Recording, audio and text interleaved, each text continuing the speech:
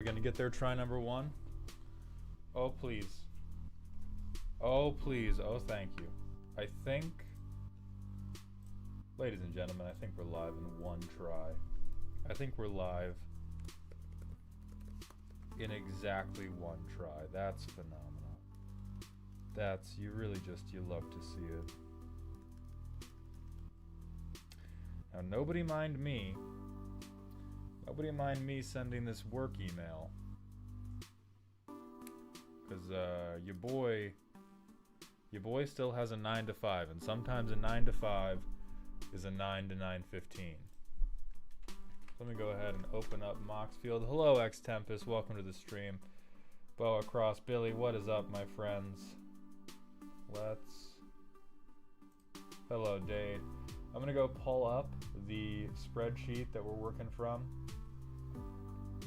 and we should be. Actually, maybe it's just in.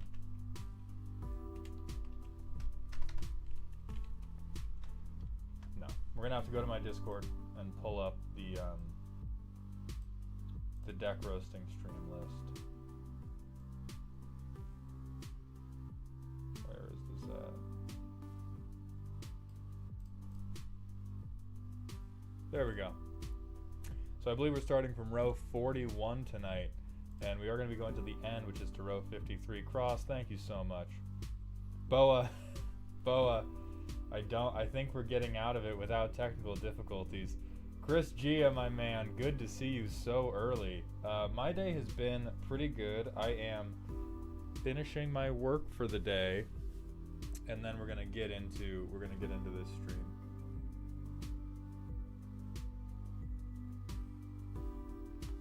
That'll do. Yes, my son. It's good to see you. It's good to see you, my child. Don't say it twice. That's fucked up. You can say it once. You can say it once and we're all just having a good time. Don't say it twice. Alright. What's up, you smelly dick? Not much, buddy. Be on Twitch in 20. Nice to see you, Talamar. Say it 3 times like Betelgeuse? No. Well, Jeff, thank you for stopping by. I appreciate those kind words. Jason, I'm doing well. You're catching us tonight. We're going to be roasting some decks that were submitted last week during a subathon. We're through like 70 of them. We're through like 70 of the decks. And we have, I think, 12 more to go. 12 or 13. If we get to the end, this can't be. This can't be. It looks like we're back. It looks like the frame drop. The technical difficulties were transient. Everybody fucking relax. The technical difficulties are transient. We're okay. There is actively, I just want to preface this stream. There is actively another windstorm happening outside my house. So if the stream cuts, my power's probably gone again. Okay. So let's get in. I think somebody asked, do you think it's okay to play Force of Will and casual EDH? I would say there are casual tables where Force of Will is applicable. I wouldn't play it at like a pre-con table. But certainly there are high power tables where it would be a little bit weird to not be playing Force of Will. Trans rights? Absolutely. What? I roasted. Listen. If I was one of these Jordan Peterson, Andrew Tate types, don't you think I would have said some shit when I roasted Alicia? Can I counterspell a snowstorm? I do my fucking best. Jason, I haven't set a date for when the next deck roasting is going to be. It takes a whole heckin' lot of time. So they're going to be spaced out a little bit.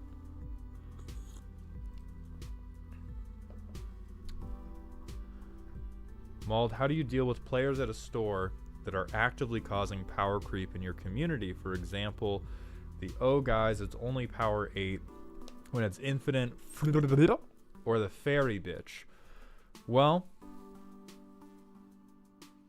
I would say your first line of defense is to call them out on their attempt to redefine what power 8 is.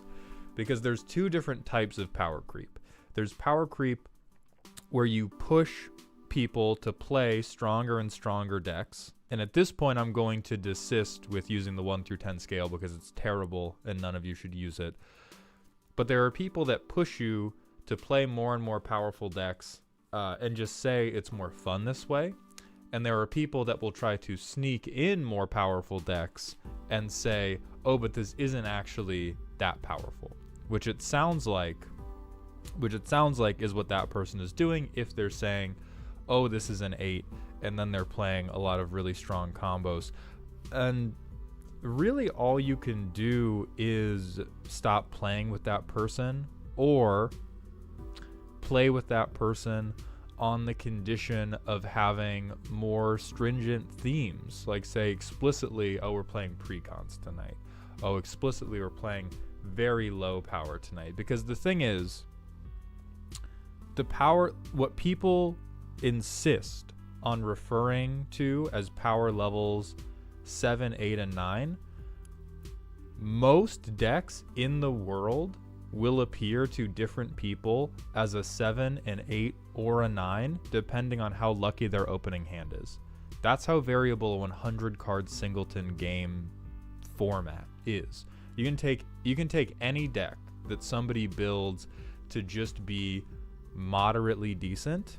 Some people will think it's a 7, some people will think it's an 8, some people will think it's a 9. Those same people will think differently about it depending on how lucky it gets on its first playthrough. And the people that are trying to assign a power level to just the raw list based on how it might play are shooting at your dick in the dark with their dick. It is an absolute waste of time. There are some calculators that can roughly peg how many good cards you have in the deck, but the experience of playing against a commander deck goes so far beyond how strong your individual cards are or how much interaction you have that I find it completely useless outside of maybe edge cases. But as soon as you're talking about my deck can play the game versus my deck can play the game really well versus my deck can play the game competitively, any attempt to peg that to a number is pretty much a waste of time as soon as you are outside of the realm of CEDH. Now with that, we got a random smasher pass, and then we're going to get into these decks. That's a land. Okay, I'm not going to give it to them, but it looks like they already got it. It looks like these fine gentlemen here do not need my help because they are good and tired.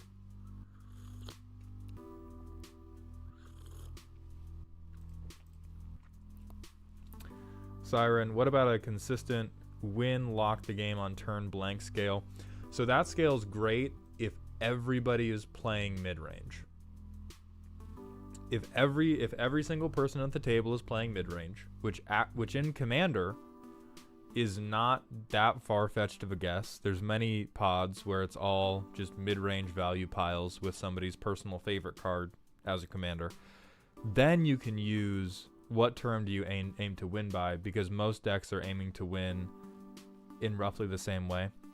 As soon as you talk about combo or control players, a deck can be pretty bad and it might be able to try to win on turn 4, but it can be stopped by one piece of interaction. And if you stop it on turn 4, it's never going to do anything the rest of the game.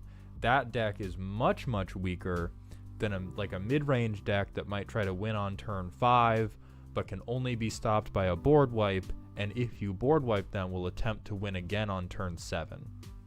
So I think win on turn by is a better scale than power level when you're all playing mid-range.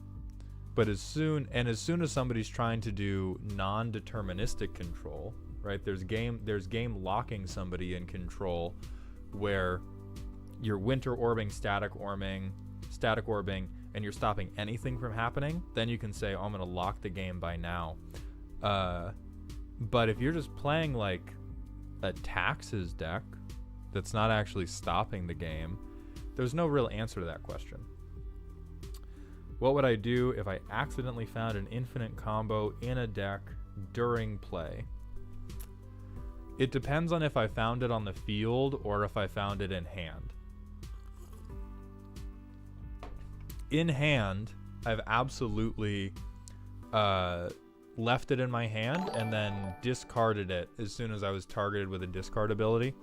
If I put everything onto the field and then realized that it was an infinite, I just win the game and then I take it out of the deck. That's what's happened. That's what happened most often with my Niv Mizzet deck. Is I found Curiosity the first time I played it, because I built it when I was very, very new to the game. Found Curiosity when I played it, won the game, took it out of the deck. Found, I think in the future, found another combo, didn't use it, and then at some point had to discard the hand size, and I just pitched it to the graveyard, didn't say anything about it, took it out of the deck. Mac and cheese, I don't hate them, I find them uninteresting. And I'm playing this game ostensibly to be interested and have a good time. So I just find them boring, particularly 2-card infinites. Dragonham, goddamn, thank you very much for the 5 gifted tier 1 subs. Welcome to Dog Heaven, my friend.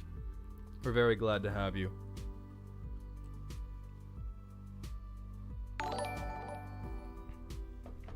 Oh, your second sunrise was a let me cook bargaining chip. I like that. I like that type of group hug where you have bargaining chips that are actually beneficial to the table to try to trick them into letting you do things. So yeah, good on you.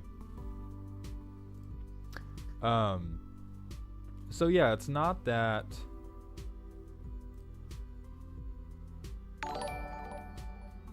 I hate the infinite.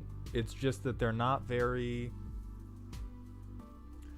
interesting ways to win the game to me.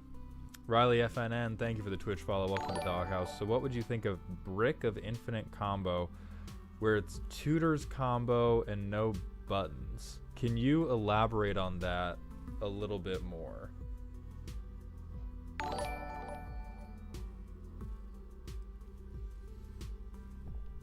Do I prefer the in-your-face win con or the I'm assembling a gun under the table win con when everyone else brought nerf? I love a good I'm assembling the gun under the table, provided that you have told the table pre-game, over the course of this game I'm going to be assembling a gun under the table, and if you see my hands shuffling around a lot and do nothing to stop me, it's your fault when I shoot you in the face. Like, those are my favorite win cons. When I tell them, when I tell the table, hey, I'm gonna do this bullshit thing, watch out for it, and watch out for the synergy pieces that are gonna let me do this bullshit. And then at that point, if they don't do anything, that's on them.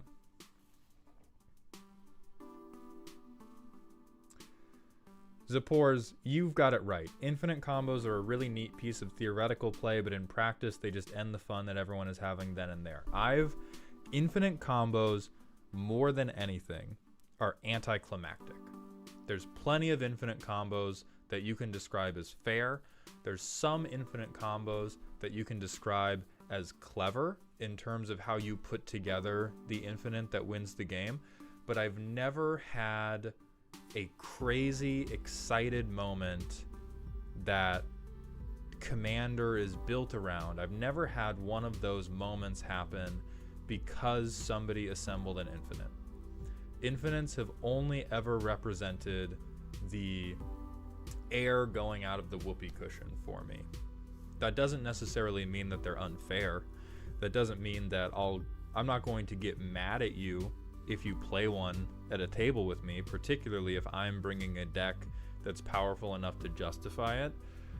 But I play Commander because I love the hilarious, laugh out loud, or want to scream moments when a crazy play happens, and no Infinite has ever met the bar for being that crazy play. So every time they come down, it's just, hey, I got it. Does anybody have a response? And then everybody says no. And then you say, okay, let's do the next one. So in terms of, so that's really how I feel about Infinites, is it's not hate, but they never create the gameplay patterns that I'm looking for. We're getting so deep. We've spent 15 minutes. We're going to call that the warm-up. We need to get into roasting these decks to finish the text by the end of the night. So let's get to Siren's Doctor Commander deck. This isn't a deck. It's an MLRS system made of cardboard and the exile bin. One of us is leaving this table in a lead casket. So it's the War Doctor. It's Mardu, the War Doctor. And it's doubling the War Doctor triggers. So immediately I want to see Cascade, because Cascade triggers separately for this motherfucker. So we've got Dihada, which that might just be giving, this might just be buff the Doctor. Or maybe you have a shitload of legendaries. Yeah, we've got Mr. Mpreg himself. Discover, I think, works the same way. So, an abysmally fucked up thing about the rules is when you discover, you cascade, you are doing it one card at a time, and it checks every card. So when it says discover 4, it's exile from the top until you exile a card with mana value 4 or less. This is, for the purposes of the War Doctor, you exile one card, and then you stop and you check if it was mana value 4 or less. And then you do a second card, and you stop and you check if it was 4 or less. So the War Doctor is getting a time counter for every card you exile on the way here, is my current understanding. I'm willing to accept that that may be wrong. In fact, I would fucking love to be wrong about that because it's so heinously fucked up.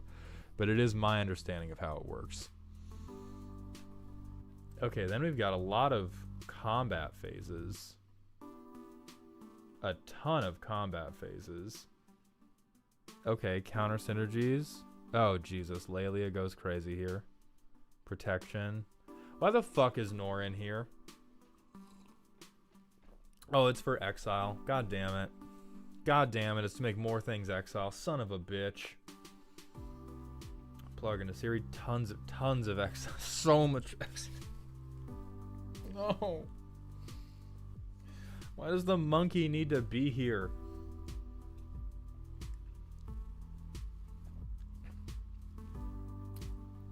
Okay, so every goddamn creature either makes the War Doctor better at punching or exiles more shit.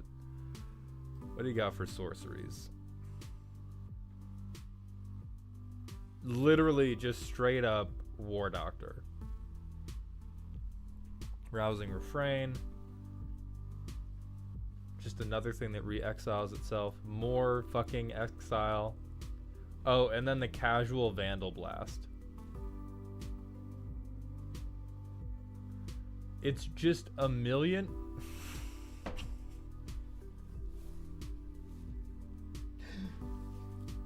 We made it. How many did we make it? 2 Planeswalkers, 16 creatures, 3 of their sorcerers. That's 21 cards. We made it 21 cards into the deck of being 100% on theme for I'm Mardu, I want to fight, I want to do damage, and then, by the way, 2 back-to-back one-sided board wipes.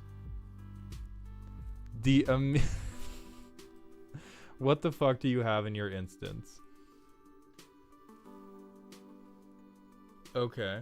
Dark fucking Ritual? Yeah, this has never been used for good. You don't need this. Nobody needs this. At least this bitch is 6 mana. That makes me feel a little bit better.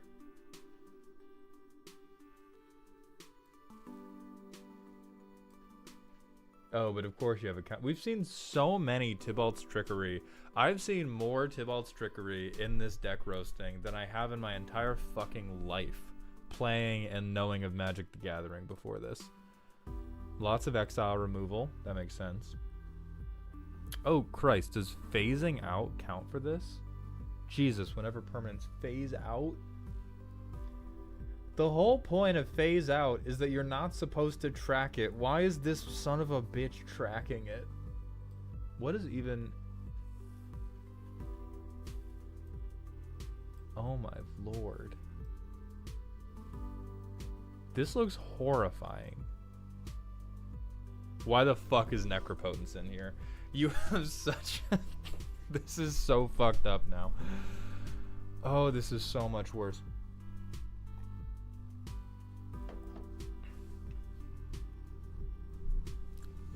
We were so good on... I mean, at least this deck doesn't pretend that it's a 7. Because this deck is fucked up. But the primer says to me, they want you to understand it's fucked up. What is an MLRS system? That looks right. That looks right to me. That looks like an apt description of this deck. Like these... This is like a better counters damage deck than the green players get. Like the Vorinclex decks are fucking crying and shitting their pants looking at this list.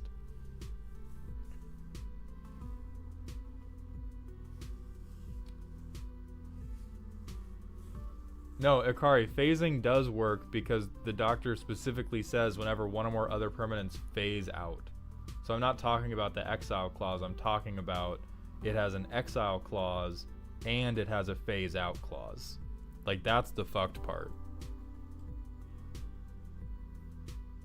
Ozolith, sure. If I see you resolve a turn 1 Ozolith in this deck, I'm just leaving. There's nothing left for me here. Like I want to make fun of you so bad for all of these just really generically good cards, but it just so happens that all of these really generically good cards are perfect fucking synergy pieces for this deck. Like the War Doctor was just built for violence. It's in the fucking name, but oh god. And you at least you have a reasonable mana base too. This is the type of deck I would expect to see from somebody who expects that 29 lands is going to get there. Smothering Tithe should be the anime version. The only problem with the anime version of Smothering Tithe is that these cowards at Wizards of the Coast didn't make it big squishy anime thighs instead. Right? That's the only issue. That's the only issue with the anime Smothering Tithe, is that this art has nothing to do with smothering or with tithes. But if we could put some fucking big anime thighs on there, perfect. All right, let's see how this. Yeah, this deck is fucked. Oh, and we get to draw. This deck is so fucked. Hold on.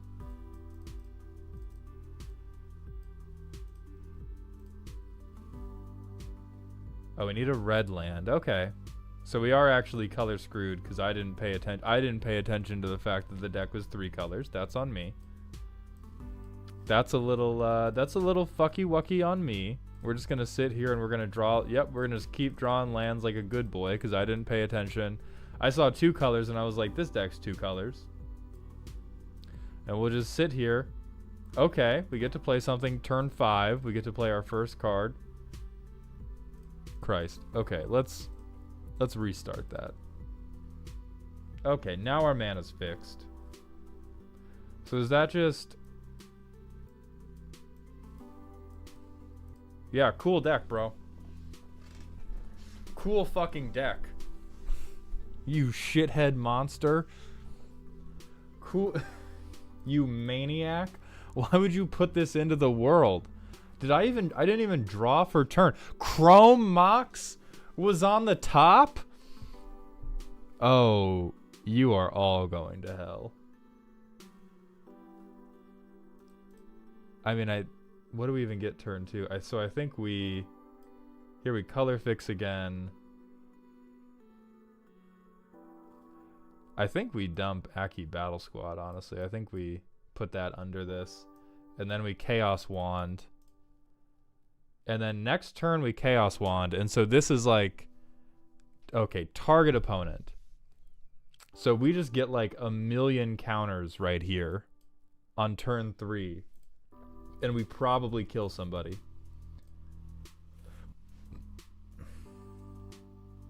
That's so... This really is just a missile system.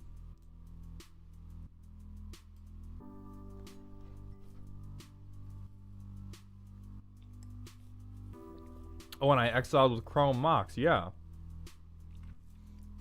The fucked up thing about this deck is that it's completely theme-based, Felix. Like we've seen a lot of other ones where it's like, oh well, this was clearly a choice made for flavor versus a choice made for trying to win the game. But even goddamn Necropotence is exile. Even this fucking cheater card. Even this cheater card is just 100% on schedule.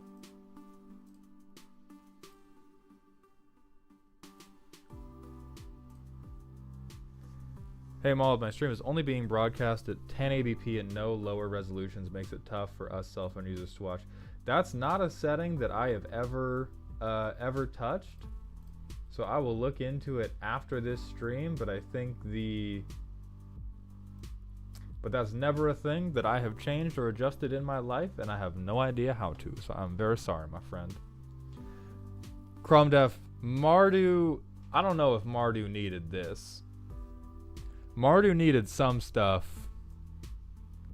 This is kind of fucking evil. Boros needed this, for sure. Boros needed this, and we needed Clara Oswald to say anything but choose black. Because giving them access to the black shit. Like, there's not many black cards, but holy fuck, Planar Void? Planar Void? Oh, true, Naya would break this dude open. The War Doctor just doesn't deserve Clara. This grizzled old fucked up veteran does not deserve our sweet girl Clara Oswald. I don't think there's any color combination, because even Jeskai could do some real fucked up stuff with counters, because they could just start proliferating them. Naya is just going to add more counters, and black is going to do all this shit.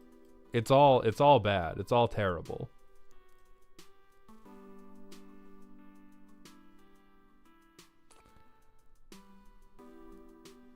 Yeah, I mean, congratulations, Siren, because you are going straight to hell. Look at you justifying Ragavan, Prosper, and Necropotence as fucking on theme. For a deck. How dare you? Oh, Babylonian.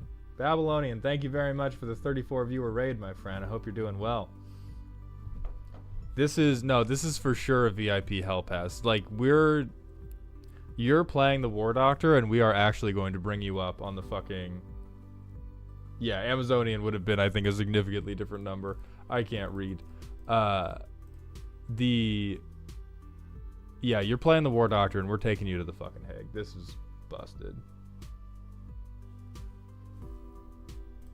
Alright, let's move on to deck number 2. Leming Ninja. Fist Koozie, thank you for the Twitch follow. Welcome to the doghouse, my friend. Alright, Leming. Universes Beyond Insanity. It's $500. Buttercup, Provincial Princess. I already hate you. I already dislike you, you command zone tutoring bastard. You command zone tutoring piece of shit. I've played against exactly one Sisay deck, and it was the one that tapped instead.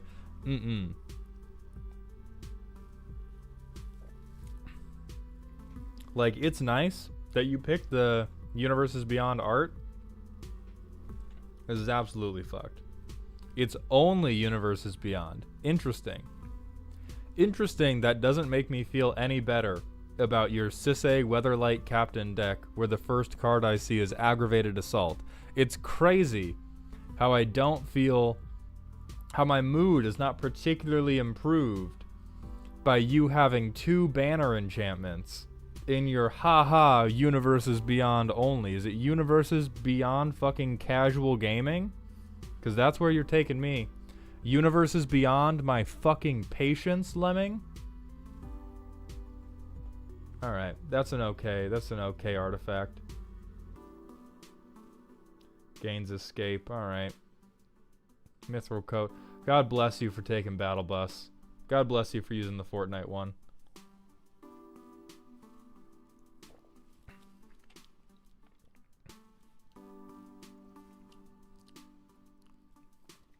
TARDIS, alright.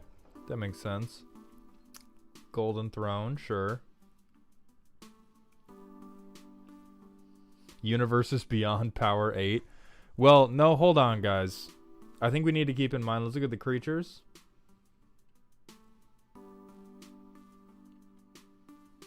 Yeah, you guys, this deck can't be that powerful. It doesn't have Bowies.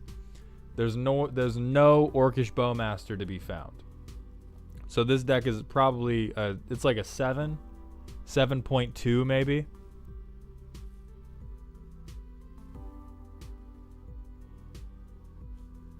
Golden Throne can get it? You are crazy. I mean, Astarion's Thirst is for Baldur's Gate, right? So I feel like that's a slightly different property. Counterspell, okay. That's a bad counterspell. You had to dig fucking deep for that. That was like, you really... This universe might be Universes Beyond only. I need to make sure I can counterspell a bitch. Give me anything. Gimli's Fury? Alright, at some point you ran out of... At some point... Oh, well, no, fuck. No, because pumping Sisay is actually a legitimate strategy.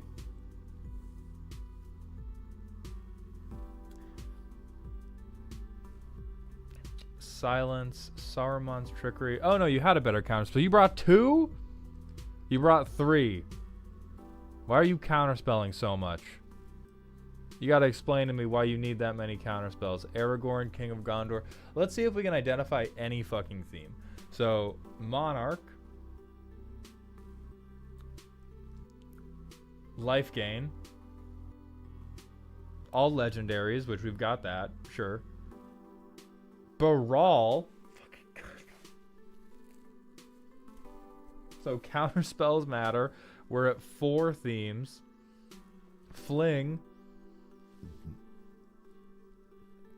Mutate. Copying. Spellslinger.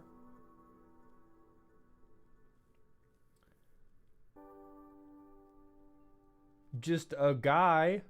Just a big old scaly boy.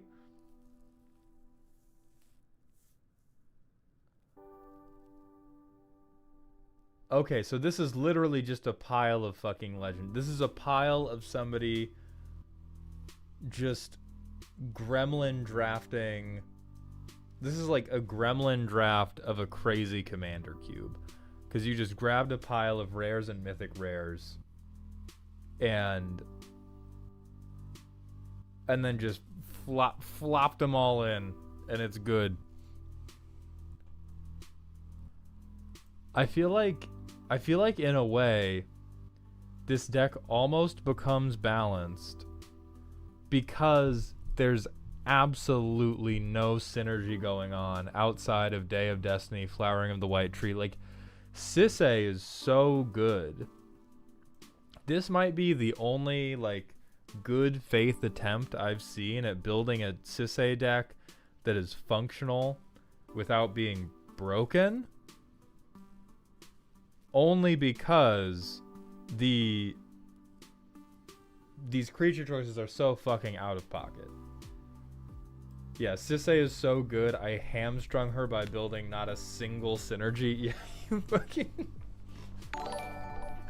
You really sat down and you were like, man, I love this commander. How do I make this commander work? What if I purposely avoid every good card? Like, I know for a fact this is in here because you looked at the other Aragorn and you were like, that's too fucking good.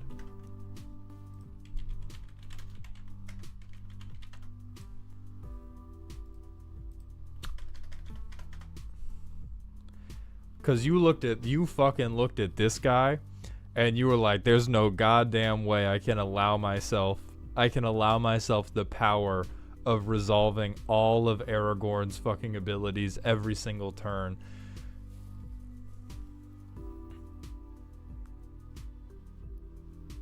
And also Crystal Dragon? What the fuck is going on with Crystal Dragon?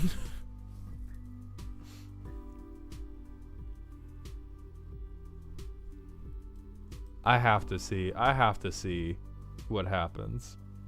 Opal Palace. Okay. So, all terrible. Land. We could keep that. And we would enter tapped. Alright, so we're ramping. We're going to pretend this is a land worth grabbing. Just in case you need 4 in the air. I didn't miss the Triumph of the Horde. I just don't give a shit about it. Alright, how do I get back to the deck? Yeah, so this can grab... I mean, it can grab any... It can grab any legendary permanent you want. There's just so... few that you want. they're so not good. Who's Wesley? Finn the Fangbearer? Do we have anybody else with Death Touch?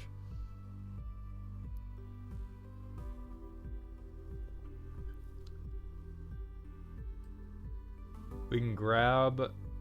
Yeah, like I feel like all you do every game is if you color fix, which I doubt you have, you grab Flowering of the White Tree into Day of Destiny, into Imagination.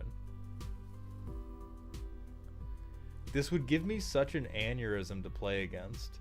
Because it's so not broken, but because it's Sisay, I would be looking at you sideways the entire fucking game.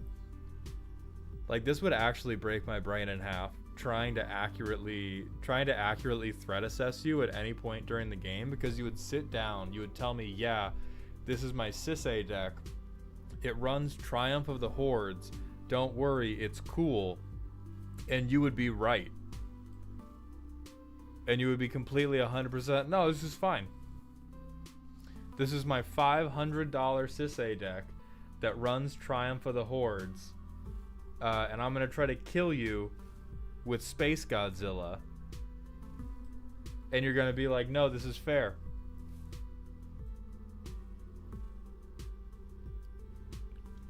Yeah, amazing job. Amazing job pushing the voices out of your head that were telling you to put in the good cards and picking the funny cards. I don't think I've ever seen a Commander player exercise this degree of restraint. We have people that can't stop themselves. We have a bunch of everybody else, not everybody else, almost everybody else who's submitted a thematic deck list hasn't been able to stop themselves from the Esper Sentinel just because, or the just because Bowmasters. And fucking Leming is out here just putting shit into his deck. Just stuffing one more kernel of non-synergistic, funny named good stuff just down the throat of his play group in an abject refusal to put what should be a staple in 5-color good stuff in. I applaud you, Leming. I applaud you for this. This is no-fap the deck. That's how powerful the restraint is here. This is the cardboard equivalent of telling somebody you're like 3 years into no-fap. Never breaking. Never breaking. Never back down. Never what. That would be fun to play against. World first Sisay deck people are going to enjoy playing with.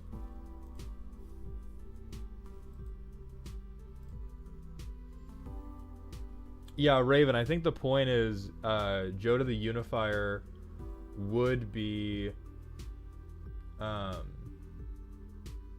to the Unifier would be, but I think it's also like they purposefully kept the crazy cards out, because with Sisay, if you include the crazy cards anywhere in the deck, you're tutoring from the command zone.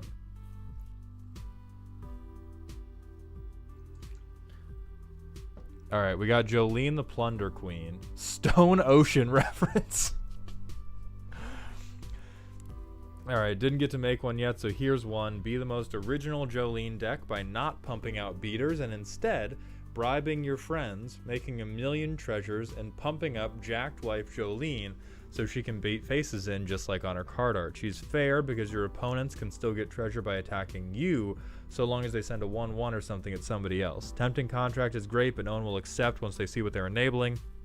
Descent into Avernus is goated. Big creatures aren't here to be beaters, they're just enabling the treasure machine. Okay. First and foremost, I think sacrificing treasures for Jolene Voltron is on everybody's mind. I think the first thought most people have when building this deck is how can we take this muscle mommy to the next level? So this is still a great idea, but I don't think you're slipping by the game by turning on some fucking Steven Universe and going, all I want to do is see you turn into a giant woman, and also the Kool-Aid Man as you punch through somebody's chest. We need to get musclier and mommier. Computer, enhance. Okay. So whenever people are attacking other people, you get a treasure token. Yeah, and so it's basically 1 mana per 1 counter, which is an incredible rate, but you have to get to 5 first. And immediately fucking Ancient Copper Dragon. Immediately Lannery Storm. Jesus Christ, Cavern Horde. There it is. The fucking on theme Dockside Extortionist. How dare you? If we scroll down and I see fucking Ragavan, even though you have every reason to put them in this deck, if I scroll down and I see fucking Ragavan, I'm never gonna forgive you. Oh my god, and we're gonna see Vorinclex too. Yeah, hold on. Let's get the chat GPT list of all the busted shit we're gonna see them put in this deck just because its counters matter. So we're gonna get Vorinclex, Kami of Whispered Hopes, Doubling Season. Is it Parallel Lives is just tokens, right? Ozolith, true. Ragavan. We can already see Goldspan Dragon and Hellkite Tyrant, so we don't need to guess about those. Branching Evolution. Hardened Scales. I feel like Old Gnawbone is definitely in here. I feel like Hardened Scales is a maybe, because Hardened Scales only adds 1 additional one, and we're adding them 5 at a time, so turning 5 into 6 isn't great. Lotion, that's a great guess, but Ancient Copper Dragon was at the top.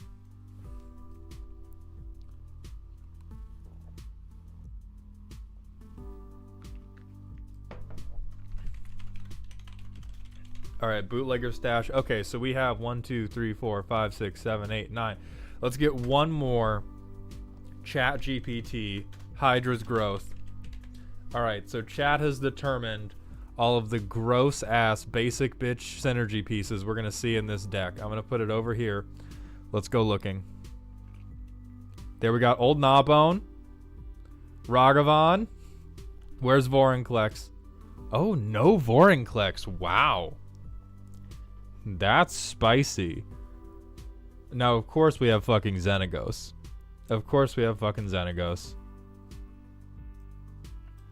Oh, the Reaver Cleaver. Jesus. Yeah, okay. Tarian Soul Cleaver. Oh, this card fucking didn't need to exist. This, like, Tarian Soul Cleaver needed to be the first card that just said it can go in every color but this one.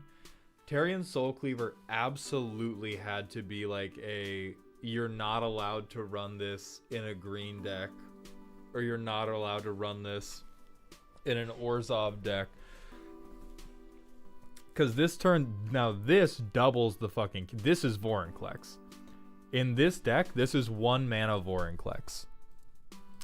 The commander's Jolene.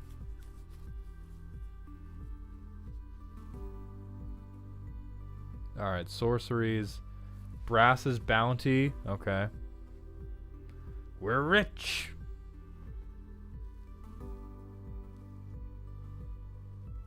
Oh, Jesus. Of course we got Sylvan Library. Okay, so they're doing parallel lives for the tokens, but I guess they held themselves back from doing... Is this their version of don't worry, guys? It's a 7. I left out doubling season.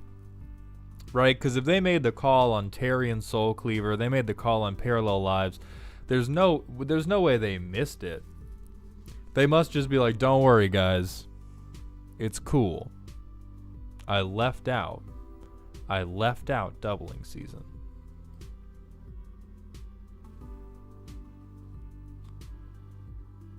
Yeah, I mean, there and back again, if you get it off, is crazy. If you get the dragon off, your reward will be plentiful. That's all I'll say about there and back again.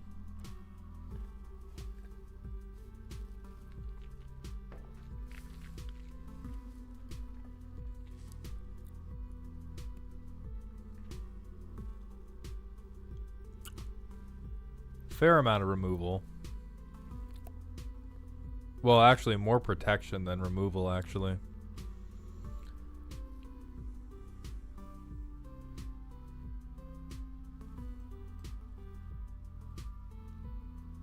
I mean, this is just like...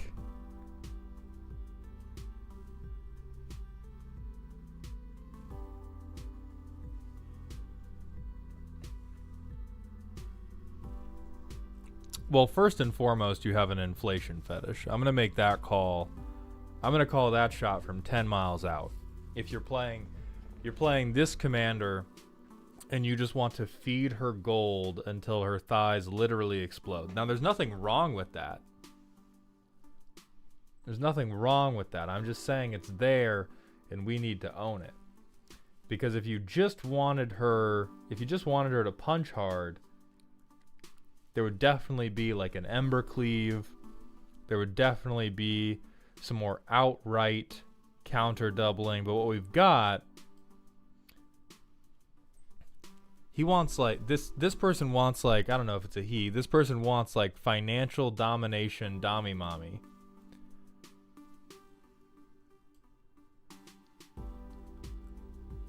Who doesn't want a rich Dami Mommy to just beat the absolute fucking shit out of you, though? To be fair, who among us would turn down an obscenely rich bodybuilder who is just ready to kick you in the fucking chest every day?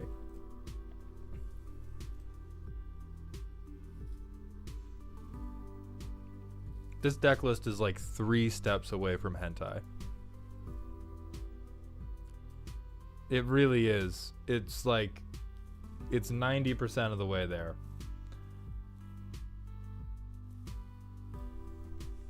Jar, all you have to do to get a deck roasted, the entries are closed right now because we got too many. We're going to be announcing them again, but this time around it was $30 for a deck roast. But like I said, they are closed. I read Fangren Marauder, and I'm not going back to it because I don't want to let you motherfuckers know what it does. Y'all don't deserve Fangren Marauder. None of you deserve Fangren Marauder.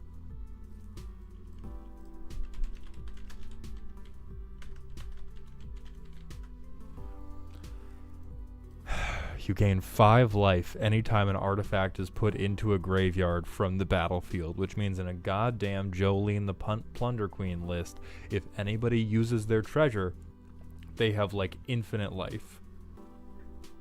They have damn near infinite life. Next up, what happens when cats jump up on the table? This happens. Deck name, the Litterbox 3. This is gonna be some furry bait. I know it already. Yep. Mm-hmm. Mm-hmm. Each creature is a cat. Okay. So everything's a kitty. I believe that in a fucking Arabo deck.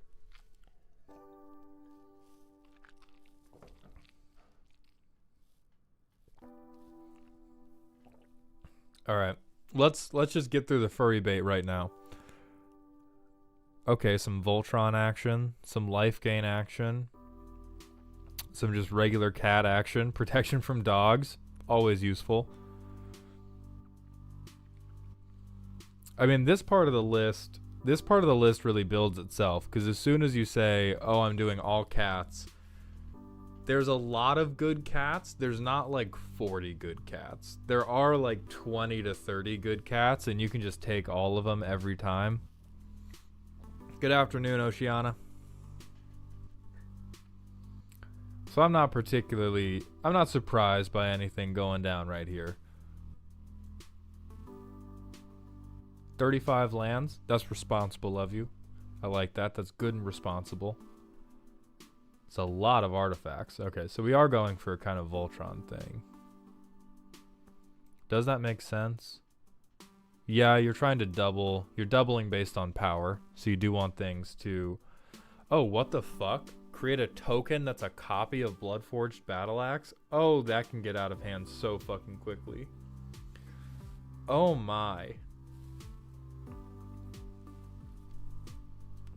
Yeah, this isn't what happens when cats get up on the table. This is what happens when you give cats access to like the entire armory of the Roman Empire.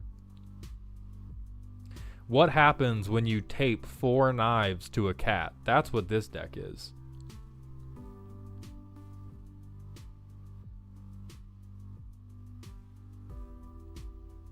Jesus Christ.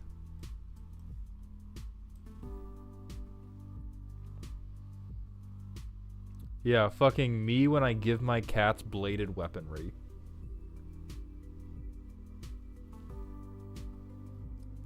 And we're tutoring. Yeah, you needed it, bro. That's true, you needed it.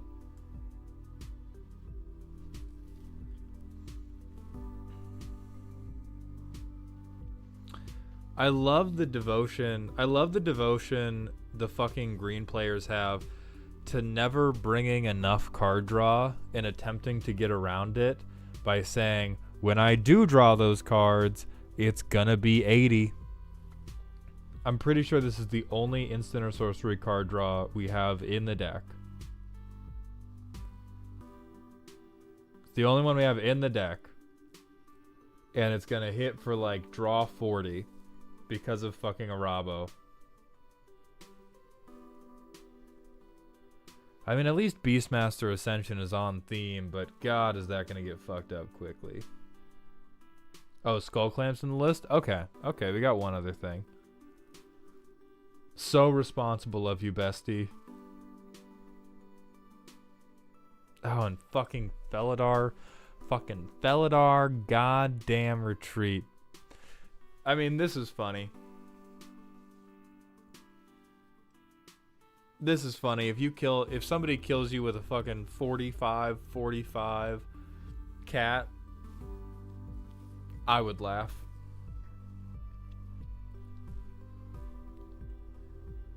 Yeah, you are like...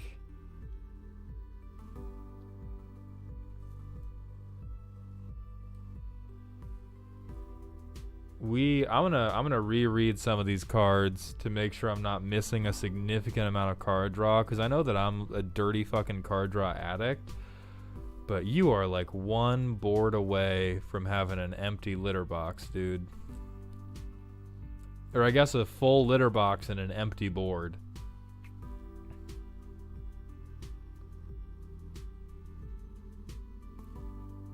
Yeah, I'm not seeing it. Good evening, Dalton. Thank you for coming by the stream. Conjurer's Mantle. Look at the top 6. Okay. Does Kutsil draw cards? Okay. Okay. I'll be honest. This still... So we have Kutsil. We have Conjurer's Mantle. We have Skull Clamp. And we have Hunter's Insight. And then I guess if I'm being really kind, if I am being so fucking kind, we have a Tutor. And then Okineka How is in the deck. So really what this is oh, Hunter's Prowess, does that draw? Okay, so we have 5. But this is a 5 mana... This is a fucking 5 mana card. So this deck is entirely... I'm never going to get to card draw, but anytime I do, it's giving me the rest of the deck. That's what this card says. Because Conjurer's Mantle is potent, but you need a creature for it.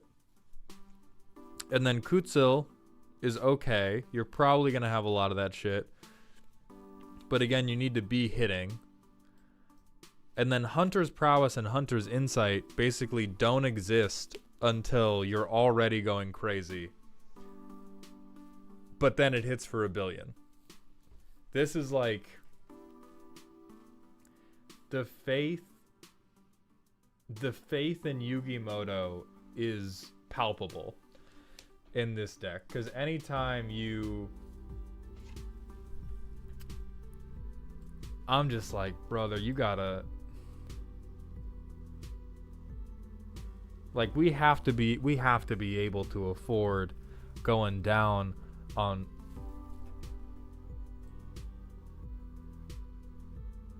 You're not getting me. We have to be able to afford taking out one of these cats for just some, like, fucking good old fashioned, like, where my tribute to the world tree in this deck, when all your card draw is already based on power toughness and your whole deck cares about creatures having big power? Where my tribute to the world tree at? Half the shit is 3 or greater and is going to draw you a card basically every time you put a creature down. Because this is definitely on theme. It's not... I don't know about the litter box as the name. The cats are definitely going to shit on you, but this is for real. This is for real me when I give my cats... Me when I tell my cats to begin a holy crusade. Not even a Harmonize. Please do not put Harmonize in this deck. Exosia, thank you for the drink water redeem.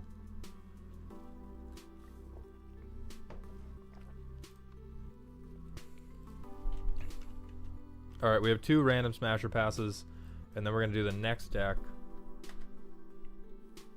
which is The Descent. No primer.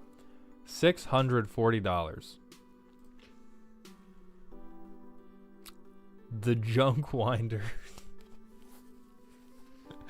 This one might be an exhibitionist rule. This one might be... Listen, it's a tube.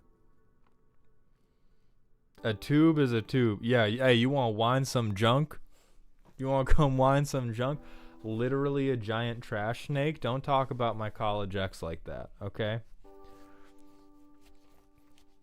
Bro, the teeth. I mean, the thing is, but it's so big. It's so big that I can probably just, like, climb inside and find something else. Enrico, the prize pool... Oh, that's a normal squirrel? I assumed that was like a fucked up magic squirrel. Enrico, anyway, the prize pool doesn't get any bigger based on the number of entrants. The prize pool gets bigger when other people donate to it. That's a land, we're gonna skip it. That's a land, we're gonna skip it. I don't think this counts. No, I wouldn't. No, I wouldn't. I'm not into sounding. I'll say that loudly and proudly, and I'm deeply disturbed if you are. No courage? True. Not when it comes to sounding.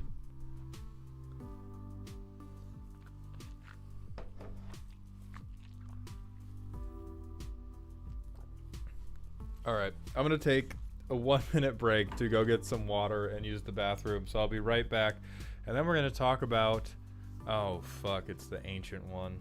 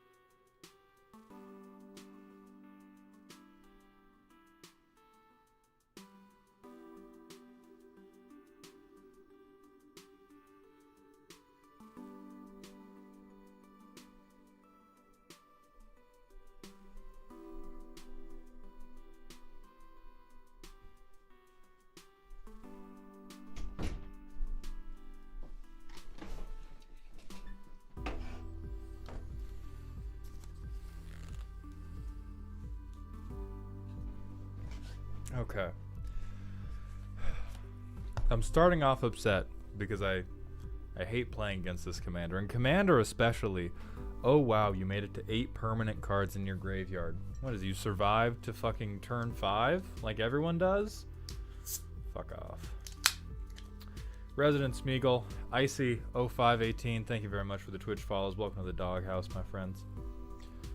Alright, so we've got reanimation. Got mill. They're almost certainly milling themselves for once.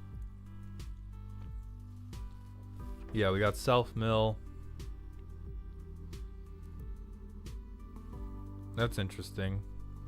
I don't know what the fuck Blood Chief Ascension is doing in here yet, but maybe we'll figure it out. Imprisoned in the Moon. Okay, so these cards are in here just to be dicks. Again, we've got recursion in the deck that wanted everything in their graveyard to begin with. More recursion from the thing that wanted everything in the deck. Oh, training grounds. So I guess they just want to go crazy. They just want to go crazy milling high value cards and then reanimating them.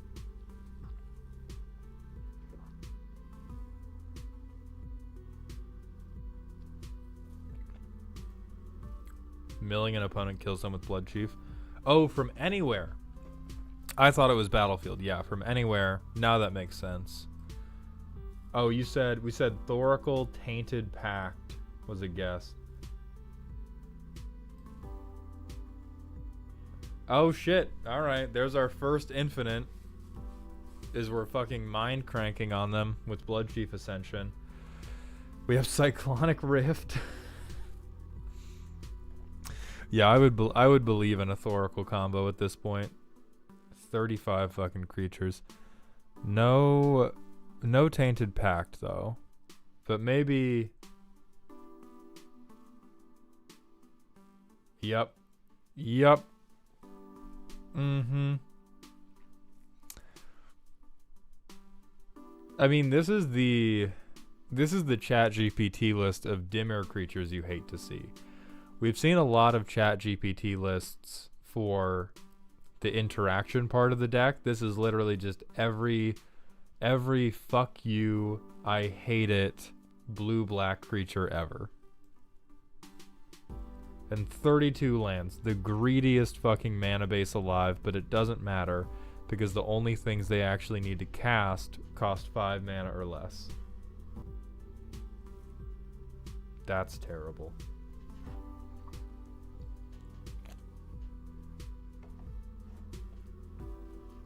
Mauled, can we get a boo sound alert? I might have to put one in just for decks like this. I mean, this shit is evil. These are the people, when I say, if you see a blue-black player, you just gotta start swinging and you can't feel bad. Like, I don't know if this person does it.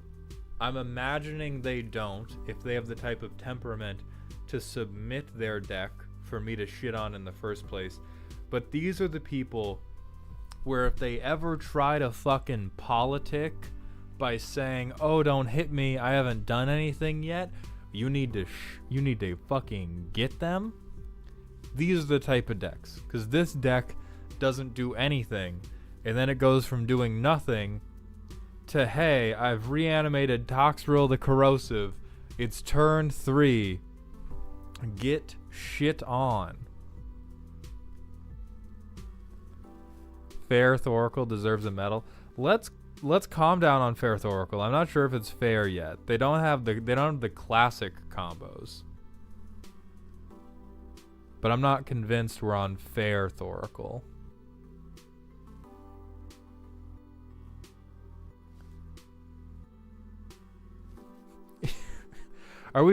Are we really cheering the Thassa's Oracle in a deck that has a Mind Crank Infinite?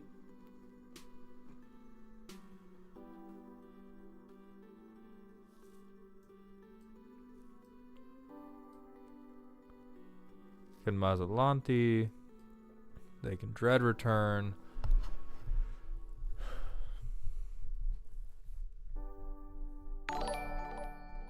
Dr. Jones, thank you for the Prime resub. I appreciate those 2 months. Welcome back to the dog home, my friend.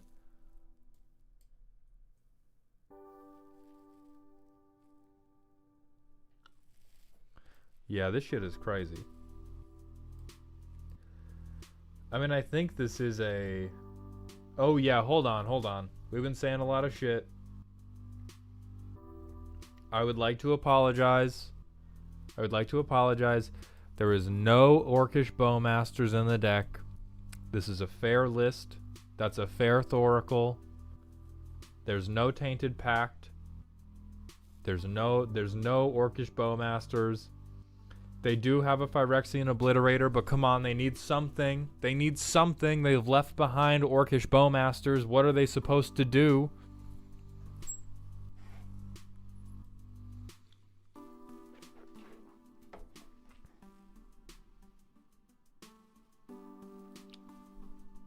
Now, here's the thing. Here's the thing I want you all to think about. Here's why this deck is green's fault. All you fucking green players that always tell the blue players, hey, you should play creatures. Hey, stop counterspelling me. I want you to play creatures instead. Do you see any counterspells in here? I sure fucking don't. What do I see 35 of? Fucking onboard beaters, baby. Onboard beaters is what I see here. This is the deck all you shit ass stompy players keep asking us to build. Cody Green pays for a creature, black doesn't. That mana cost isn't 0. That's a number. There's a number up there. We're paying. Are we paying on rate? Absolutely not. We're giving our creature -1, -0. That's a big investment. What do you want us to pay? 4 mana for any creature we want? That's basically what you guys are doing. Right? Do you see a mana dork in this list? They have to play 4 lands. Do you see a dark ritual in this list? By the time we've played 4 lands, you're hard casting this motherfucker. Don't talk to me. Don't talk to me about fair. Okay? You play a Simic deck, you see a Soul Ring, shut the fuck up about the Soul Ring. Shut the fuck up about the Soul Ring. Yeah, literal 1. You guys have Llanowar Elves. That's the same thing. Same shit, bro. Same shit. Costco store clerk, thank you very much for the Twitch follow. Welcome to the doghouse, my friend. Sergeant Hamilton, yeah, this is assuredly tax fraud. This is pretty exactly, they're attempting to get around paying what they should pay for their creatures by paying like 1 mana instead. Fruit Loop Enema, no Jeweled Lotus bad list. No Jeweled Lotus fair list.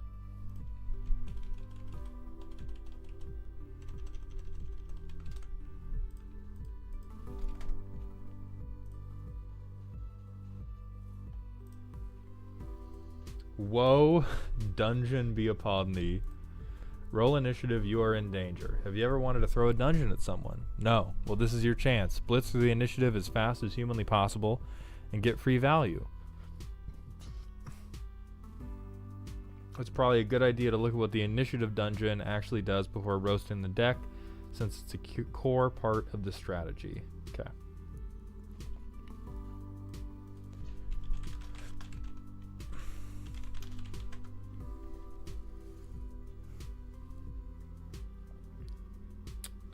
Why does Orcish Bowmasters keep getting brought up? Is it that good?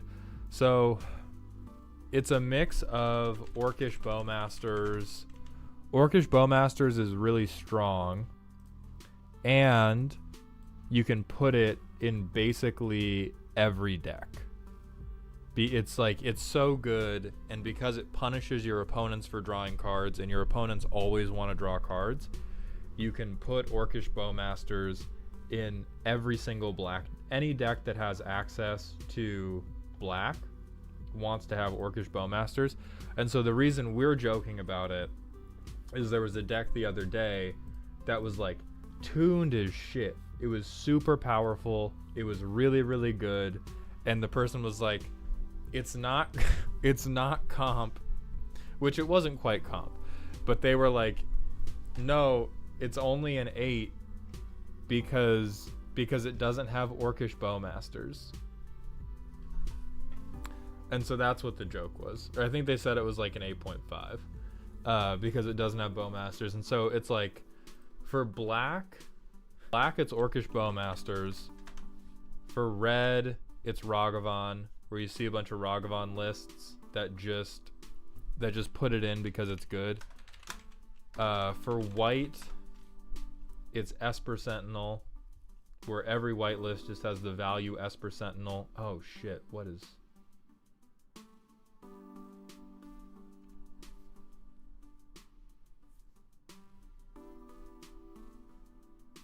I think we're back. Yeah, I think we're back.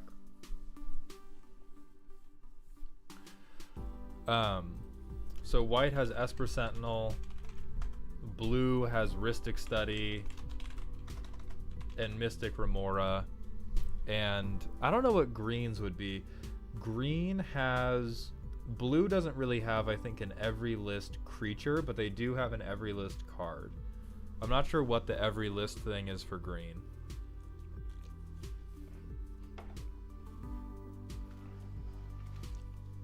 Green just had... No, here's the thing. Green doesn't have an every list creature because any archetype you pick in green You have 30 must-add staples.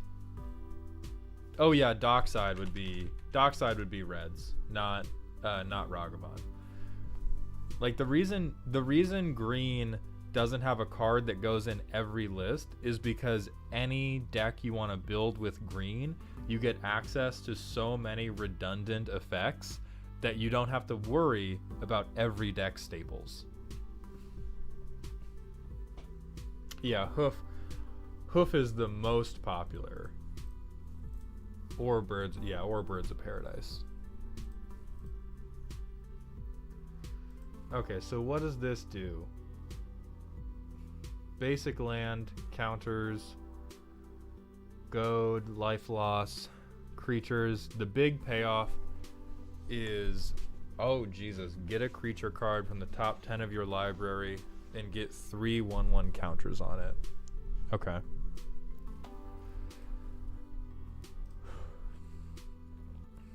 So Rilsa Rael. Death touch whenever you attack. Attacking creature gets death touch. If you've beaten a dungeon, it gets +5/+0 and menace.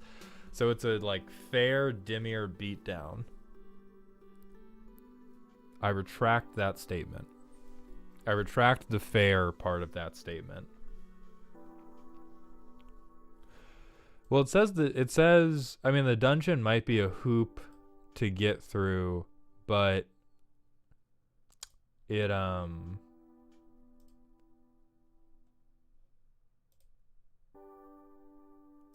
it looks like this entire deck is based on taking the initiative as fast as possible, and so it's probably not a hoop for them. Darebrained, yeah, it would definitely be +5/+0 onto Blighted Agent. So they've got taking the initiative, they're bouncing, tutoring, turning other things into, unblockable. Oh, Cephalid Face Taker could double the Blighted Agent. Got it. Life loss. This in a fucking infect deck, this is so rude. More venturing, more initiative, more tutoring. How are you feeling about that holy fucking base statement, Spellbreaker, when the first like half of the creature list we've seen is just an infect win and ways to tutor for your infect win?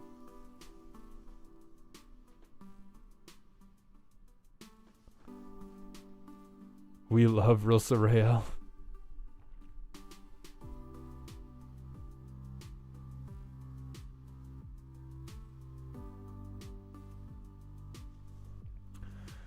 And fucking Toxrill the Corrosive. Why is this man in here? This is probably just to hit it in case you can off the initiative. Trimocratus is funny. Okay, at some point they just threw all the plans out, and they were like, well, these cost $1 million, and so we could get them off the initiative.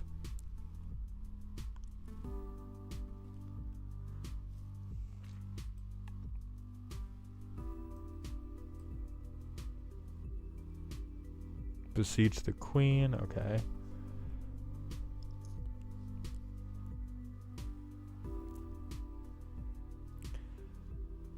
I mean, I'ma be real. I don't know how based this is. I think they've given themselves a few hoops to jump through, so the list is by no means broken.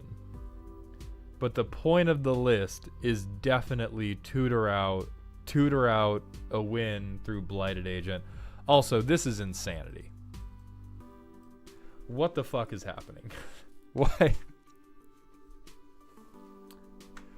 Isn't your commander 5 mana? Yeah, what the fuck are you doing? 27 lands on a 5. We're gonna playtest this. We're gonna have to playtest this. Yeah, they're doing whatever they fucking can to get through the initiative as quickly as possible, which is what they said it was going to do. So we have a little bit of ramp. Even more fucking taking the initiative. I mean, maybe they're like, I don't need mana ever. I'm just gonna get all my creatures through Throne of the Dead 3. Panharmonica.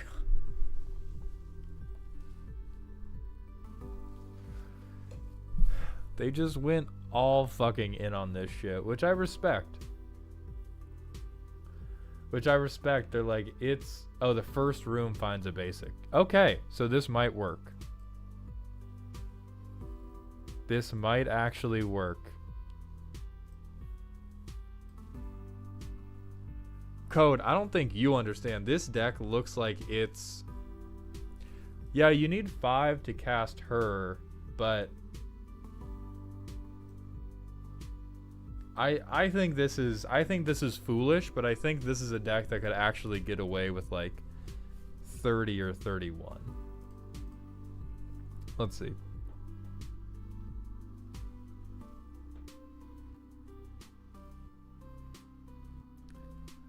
Okay, so this looks unplayable. We're gonna see.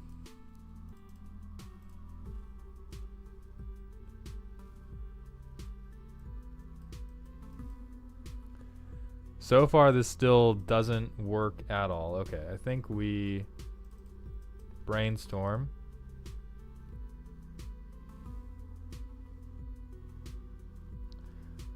Yeah, this one just didn't work because we needed a way to... Maybe this has to be a deck with a very friendly play group on mulligans. Because if you mulligan to anything that takes the initiative, I can understand why you then believe in this deck, because as soon as you start taking the initiative, the deck kind of solves itself. But as soon as you have to play a game where you can't take the initiative, we draw for turn. Christ above.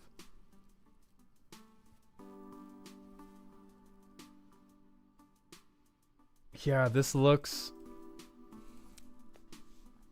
I can see what's supposed to happen based on those 5 opening hands we just drew. This is a real hopeful deck. You are a believer, or you are just down so bad for Rilsa Rael, you were willing to do whatever it took to make it work, and I respect that too, because Rilsa can absolutely get it. Britbread, thank you for the tier 1 Twitch sub. Welcome to the dog home, my friend.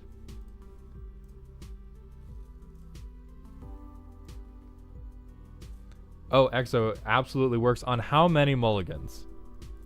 Because I just play tested it multiple times, and these mulligans look charitably like dog shit.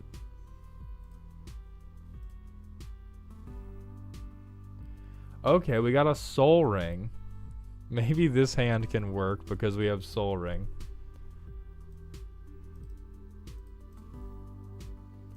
One to 2, you are lying to me. You are lying to me on the internet. Okay, so I think this works. I think this works because we got 2 mana rocks. Because now we can play Rilsa. And now we have the initiative. And now everything is pretty solved. Yeah, if you get 2 lands and a rock. Yeah, it is Exo's list. So it only took us 8 hands to get a playable one. And maybe we just had bad luck. I do like that you're just ripping through the dungeon non-infinitely though. I think this is a clever way to do Dimir tax fraud. Because these are all ETBs, right? Yeah.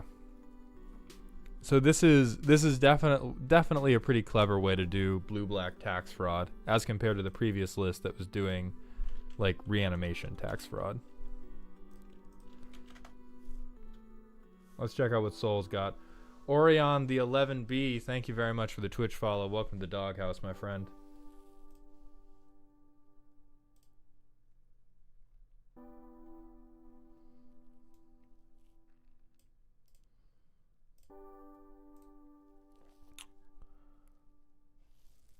Ooh.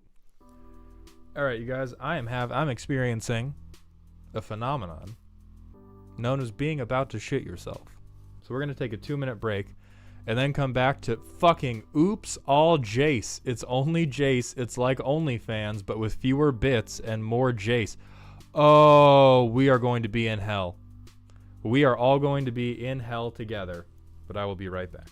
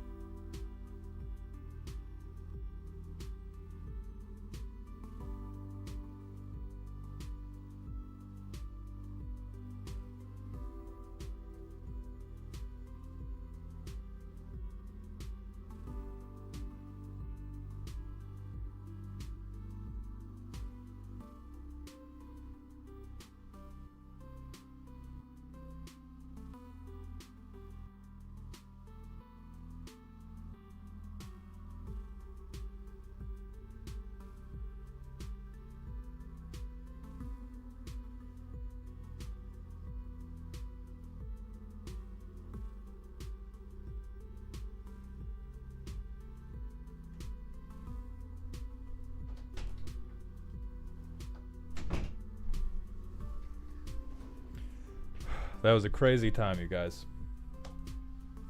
That was an absolutely insane time, but we're alive. We're back. And what the fuck are you talking about?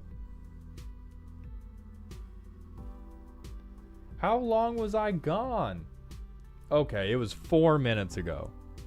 4 minutes ago is a totally reasonable amount of time for a human being to take a poop. It's not like I've been out of the game for 15 minutes, the better part of an hour. Justin, it's because I do live in a cedarwood sauna. I'm being held hostage by a talent agency, and every time I don't get views, they turn the heat up just a little bit more. Eventually, they will kill me, but that's okay, because I'll die doing what I love. Shitting. Vraska can get it for sure. Okay, so let's see which... Why is this a... This quantity of this card... Oh, so they must have another one in the main board? Yeah, they just have 2.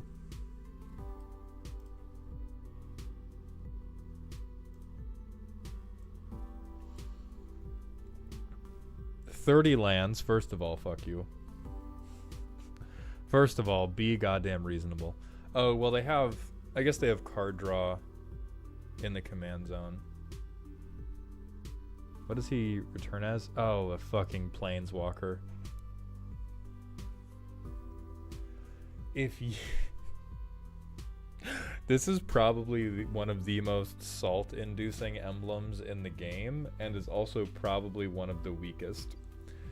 Like, whenever you cast a spell, one person mills 5 is such a reasonable ass planeswalker ultimate, but it's guaranteed to make somebody lose their shit. So 12 planeswalkers, which I hate. Group hug Jace. I didn't even realize they printed this many Jaces, and they absolutely should not have.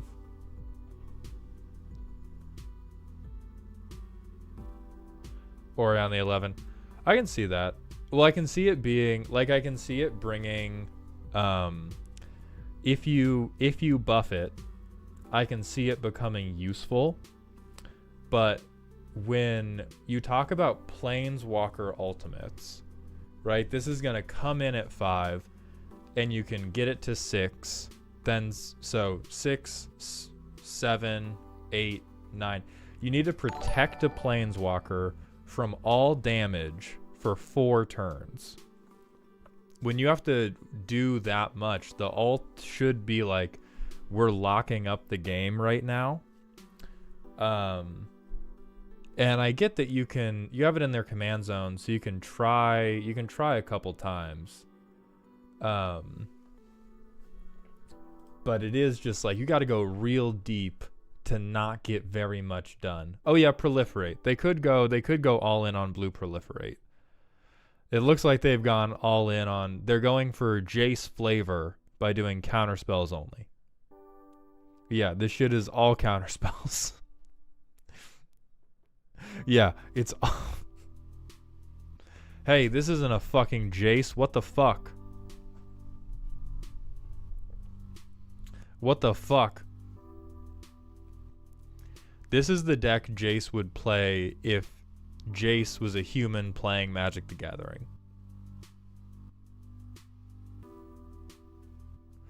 Also, somebody said Jace really thinks he looks cool. Yes, he does. And for the most part, in some of these, Jace is cool. This shit, you saw this dude in a bar, you would hit. You would ask him how his day was. This dude's a little brooding. He's never cool. Fucking look at him. Fucking look at him. You would. The guy, you mean Jace, the magical pirate who's friends with a lizard? You would. Spellbreaker, true. That is green player copium in the chat saying that Jace is never cool. I think I would believe that he's never actually cool, but goddamn if he don't look cool sometimes.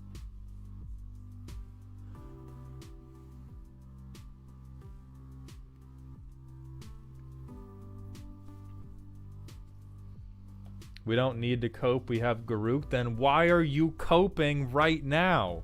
Explain to me why you are coping in front of me as we speak. Yeah, some of these...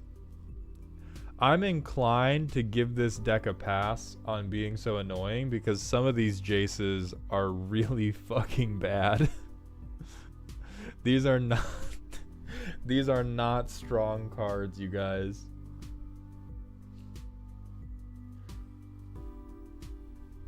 Like, there's definitely some mill going on here, but holy shit. When this card dies, draw a card, that we gotta be serious. You gotta be fucking serious. There's no way that you have recursion in this deck. I understand. Oh, it's because Jace is in the flavor text. Never mind. I see it now. I was gonna say we can't pick shitty cards when they're not even on flavor, but that's on flavor. That's on flavor. Jace Bellerin quote. Jace is in the flavor text. Jace is Mindseeker. If you beat anybody with this deck, you deserve a fucking medal. If you, like, how bad would it feel? How bad would you feel if you lost to this dog shit? It's so thematic.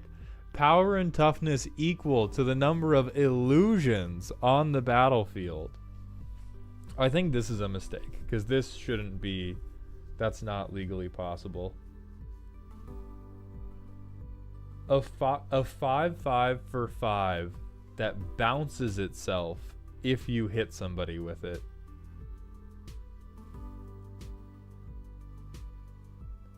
This is hilarious. Jace quote. Jace quote. Jace. It tutors just for Ingenious Mind Mage. So it tutors for this one. Which, okay, the alt here is okay. The alt here, I would be astounded if they can put together an actual game plan from this deck. Oh, here's the payoff. It's to draw 3 cards from Jace's Triumph.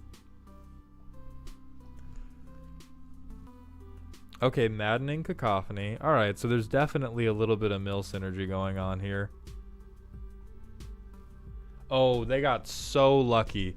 They got so lucky that there's a Jace Bellerin quote on Psychic Corrosion.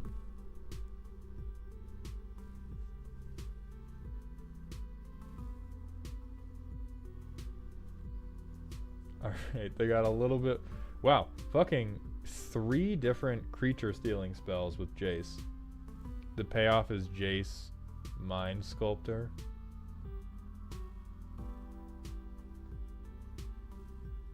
I don't think Almaret is in the Alhammaret, because again, everything has Jace in the name. Oh wait, does it? Yeah, either Jace is in the name or Jace is in the flavor text.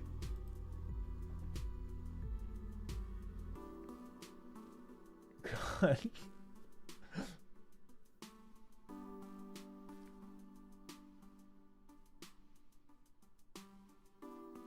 I mean, Alhammaret might be Jace's mentor, but if Jace isn't in the Alhammaret card, it's not a...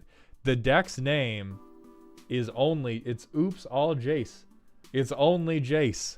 They have committed 100% to this bit.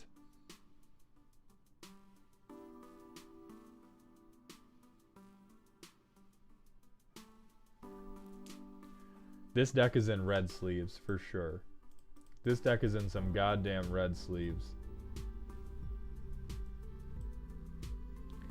Oh yeah, hey, what the fuck? Where's Jace on my islands?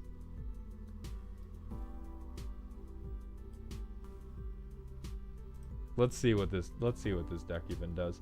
0 lands to open with. I like that.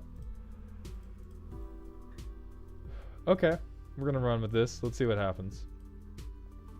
So we have blue elemental blast. We can do nothing. We have played our commander. We win. I'm presuming we... I don't think we even want to play the wheel creature yet because it's just going to spook people. We probably pay Phyrexian mana Jace.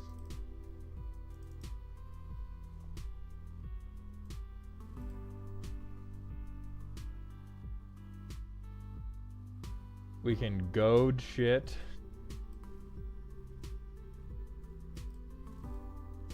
I mean, we probably play this. Jesus, Psychriff. Well, now we don't want to wheel. But we would wheel, flip this guy,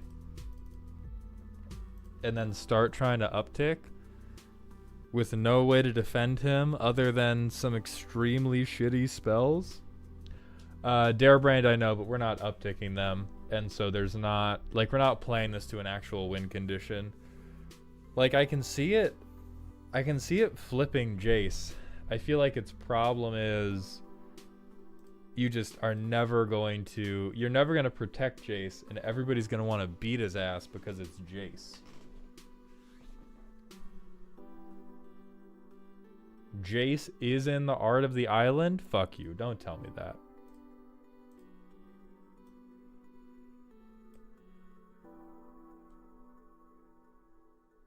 That's allegedly him. On the little strip right there, that's supposed to be him. You're fucking with me. Fuck. 10 out of 10. Best deck we've seen. Best deck we've seen. No questions asked.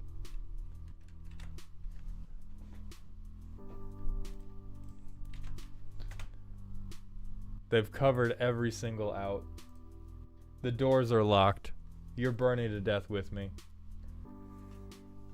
Atomic Sharks, Berserker LS, and Calzone 189. Thank you very much for the Twitch follows. Welcome to the doghouse, my friend.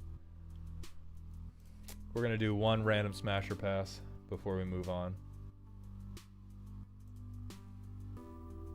No.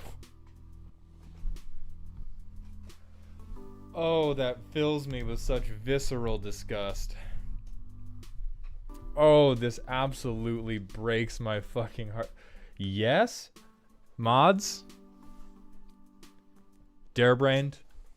You've made a terrible mistake. Hold on. Hold on, Darebrained. I'm finding you.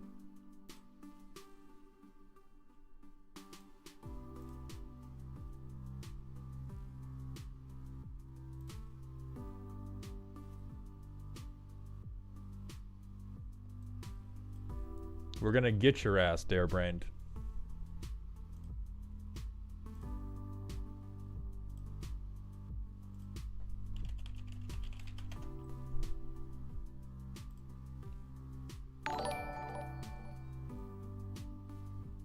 Where is it?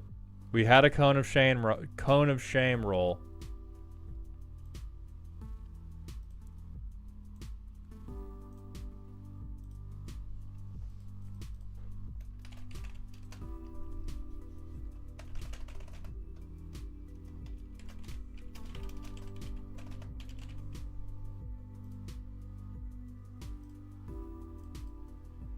Yeah, we're graying your ass out, Darebrained.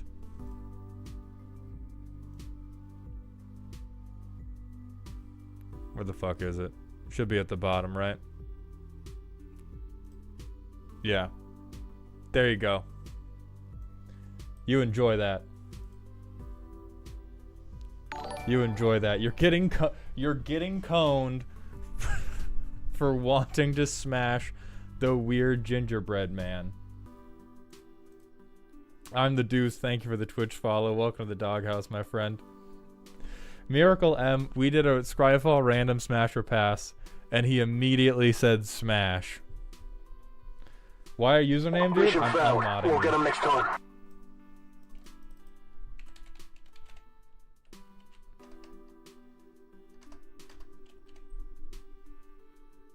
I'll do it right now. I swear to God. You suck. Sir Ginger. No, Sir Ginger's on the table because I hate planeswalkers more than I respect myself. I dislike planeswalkers more than I respect myself. YQB13153, thank you very much for the Twitch follow. Welcome to the doghouse. So for the primer here. Oh, I feel like I'm going to throw up. That's crazy. Nalantiv, thank you for the Twitch follow. Welcome to the doghouse. Alright. This chat needs Jesus. But what this deck... This is my favorite deck, built around base 1/1 white non-legendary human creature tokens with no abilities, just normal, regular guys, because it's funny to me that average men have to defeat all these wizards and dragons and mechs, because I believe in the extraordinary nature of ordinary people. Also, I used the business card the real estate agent I used keeps sending me to represent 1/1 human creatures with no abilities.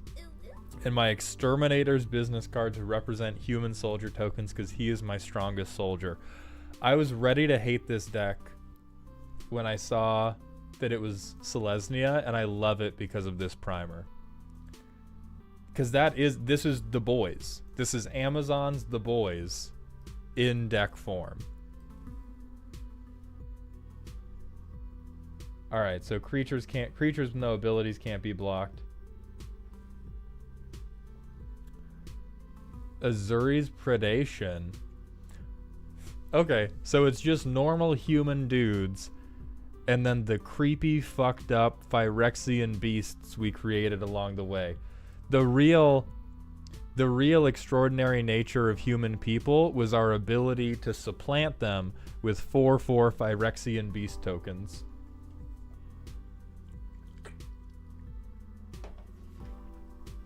Man's best friends. True.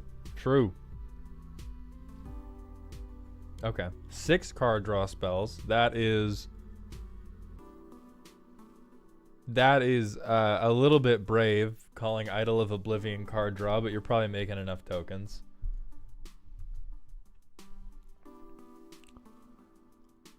$33 lands. That's a little...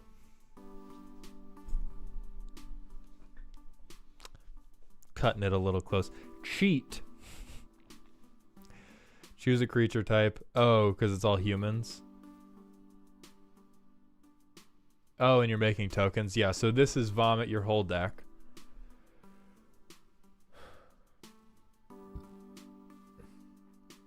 Oh, it's just 6 is the dedicated draw. Okay. Oh, Hertak. Just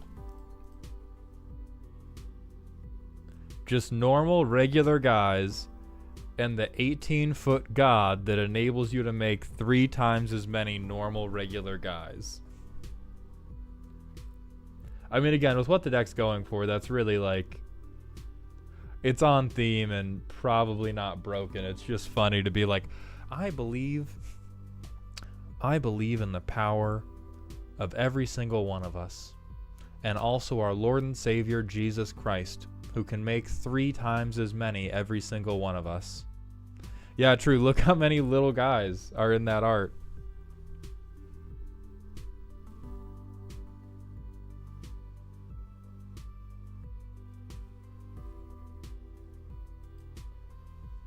Hey, Gandalf was an angel. You stop providing the green players with copium right this minute.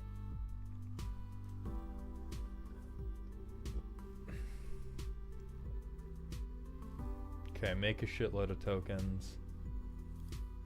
Make a shitload of tokens. Make even more tokens. Strixhaven Stadium, sure. Sure, because I'm presuming you're never dealing enough damage, but you can probably go wide enough to count Strixhaven Stadium up to 10. How is Oherthok Green's fault? Because I fucking said so.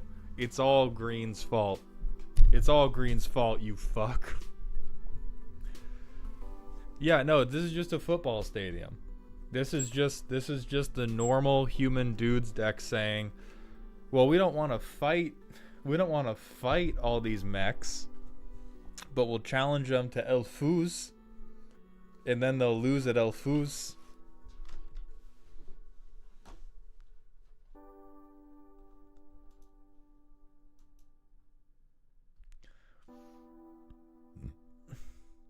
I don't know, man. I really like the primer. The primer really won me over, but at the end of the day, this is still a green-white, a Selesnya token generation deck. Then they're better at pumping these shits out than Octomom. And so I don't know if when I'm staring down your board of 31-1 dudes, if I'm going to feel any better just because you told me, no, you don't get it, Mauled. They're all humans. At that point, you're just speciest. At that point, you're just speciest. We're better than that. Oh. Yeah, let me look, Yaksha.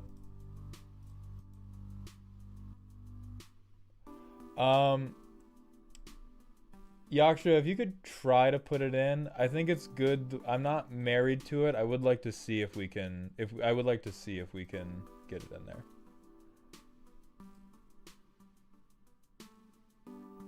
Would humility be appropriate to put in this deck? Maybe.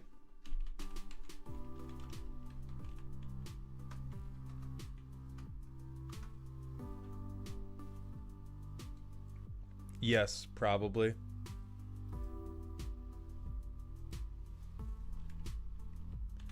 Biomushy, it's... I don't know what the fuck is up. I feel terrible right now. So I don't really know what's happening in my body.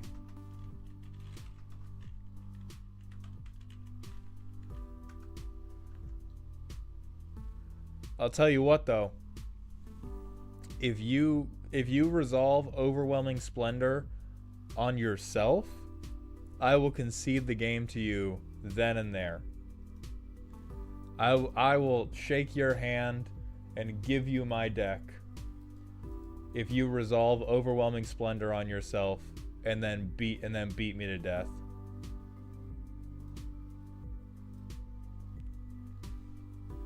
Now I do think this is on the fairer side of a green-white token deck, because even though green-white is so good at tokens, you are sort of punching yourself in the kneecaps instead of taking all of the like really staple go wide board buffs. Moonslifer, we have 5 more to do. We're on to Darth Peggy's. And then it's going to be the final 4.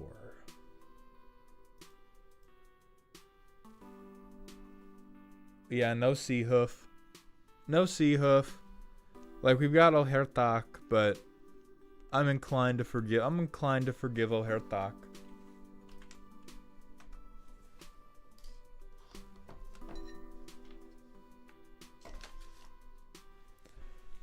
If you're sick, you can... I don't think I'm sick. Because, like, I haven't felt bad all day. Like, I've started feeling bad maybe, like, 3 hours ago. So I'm, like, I'm off, but I don't think I'm ill.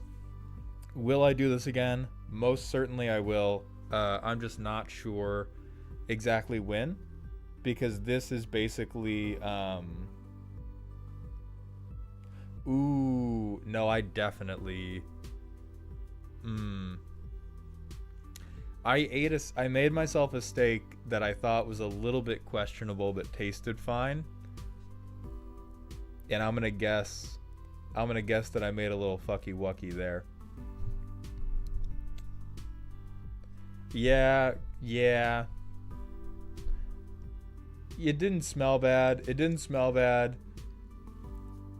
I think so. I think the problem was I had it, and then the storm it was like the day that the storm took my power off, and it was still cold, and so I decided to risk it, and now I'm very much paying for it. I don't think it's completely food poisoning. I think I'm just gonna shit a little bit about it, and then I'll be fine. Go to hell. Oh, real quick story time. Because I just tried to do the Raphael fight in Baldur's Gate 3, and that fight is fucked up beyond mortal comprehension. Like, that fight, they gaslight the shit out of you in that fight. Because when you fight this dude, right? When you fight this dude, you pull up on him. I'm doing a very long intro so that anybody that doesn't want spoilers can mute or like go away for a second, because I'm gonna talk about it. The song kicks. Yeah, everybody go on mute. I'm gonna say some things about the fight. So you get into the song, or you get into the fight. Raphael has 666 health, which is a felonious amount of health for any character to have. And I think, well, there are these 4 pillars in the room named soul pillars. And we've had to fight a bunch of other things in the game that have unreasonable stat blocks, but they have like environmental things where if you break them, their buffs go away. So I see the soul pillars and I lock in and I go, okay, 666 health. Obviously, it's because of the soul pillars. I'll blow those up and he'll have a totally reasonable stat block. I start blowing the soul pillars up. Health does not change. Not by a point. So I get all the soul pillars. And I think, okay, well, I gotta jump Raphael himself now. So I jump Raphael. I'm doing okay, but he's dealing a lot of damage. And they give you a temporary NPC. They give you a temporary NPC named Hope, who has a divine intervention ability, which is a one-time use cleric ability to do some really wild shit. And so I think, okay, this is still super hard. Obviously I'm meant to just use the divine intervention on this character because I'm never going to see them again, so I don't need to save it. So I think I'll do that next turn. Raphael transforms into a demon and then hits Hope for 100 damage, killing her instantly before I could use her divine intervention, and taking other members of my team to near death. But I think I still have 4 people alive. It's fine. Obviously, that was the big phase 2 move, and things will chill out from here. Next turn, he did the same fucking move and hit my entire team for another 100 points of fire damage, killing everybody else. And then it was like, load game, bitch. Load game, dickhead. Your whole party's dead. What are you gonna do about it? You fucking loser. And so I have respect my team. Then I'm going into the fight again. I'm going into the fight again, and we're gonna make it better, but Jesus. Okay. I'm chatting that spoilers are officially over now. Let's get into Raphael as the magic card.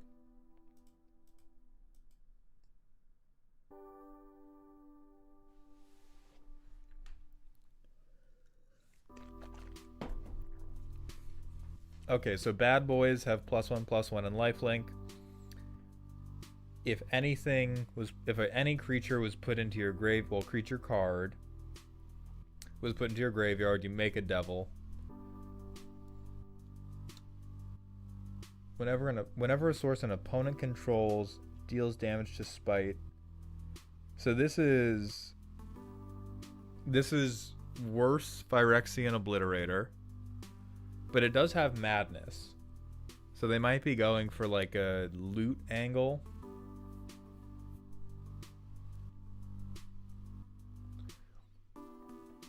Cody, you are correct. Bundling tieflings with demons, devils, and imps is like definitely a little bit racist.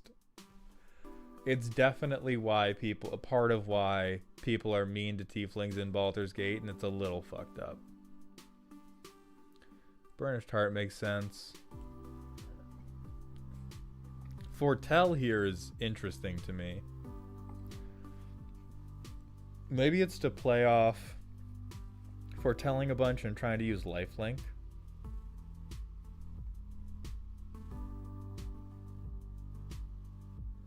Elturel makes sense here. Super with the lifelink.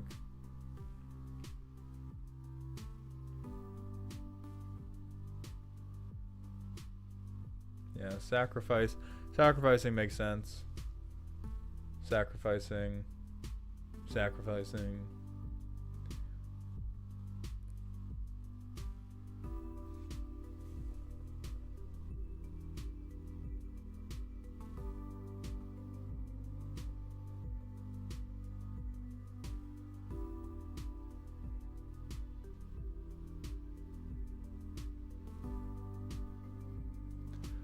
Oh, unearth.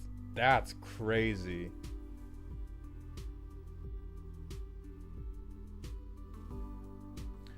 Siren, there's no way you just said it's on theme for Raphael to bundle them because it's on character to stoke racism.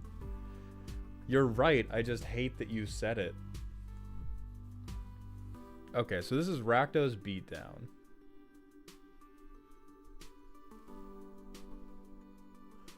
Rakdos Beatdown, a million fucking removal spells. God damn. God damn, you are not letting anybody have shit in this house.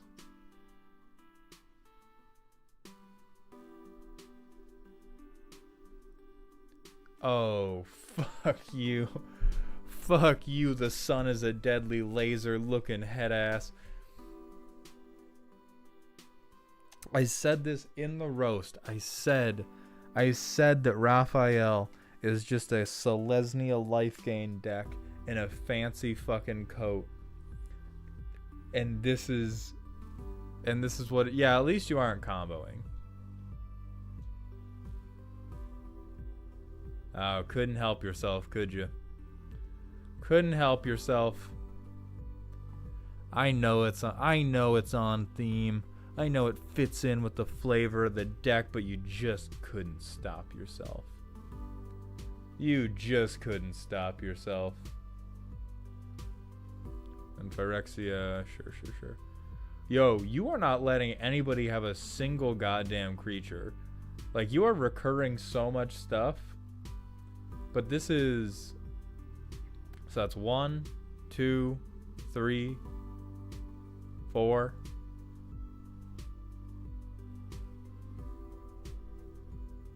5,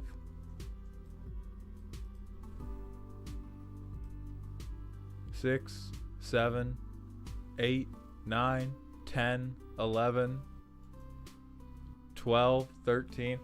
13 pieces of kill people's shit. Yeah, the end is well, so like we've discussed, watching people's commander decks is a way of walking through all the trauma they've experienced in Magic the Gathering. And so this person is just somebody that's been hurt by a rat deck. That's all it is.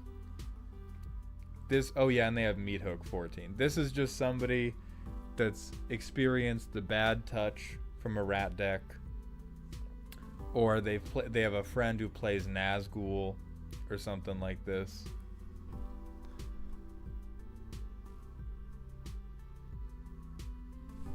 You cannot be so hard up for Black Pips that you're playing Charcoal Diamond.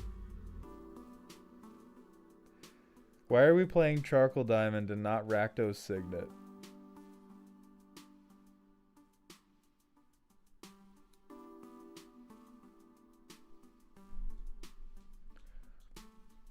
Bastius, I would also vote for drop Exquisite Blood and just put Veto in, because you're doing so much life gain stuff already that having Veto to double up on Sanguine Bond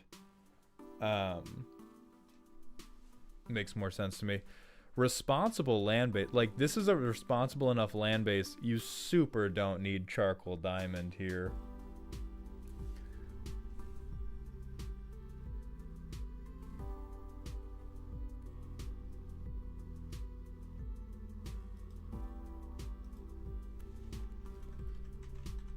All right, let's move on to Reed's deck. Final four, baby. Gonna finish strong. And then go vomit for a little while. Oh, Discord. Yeah.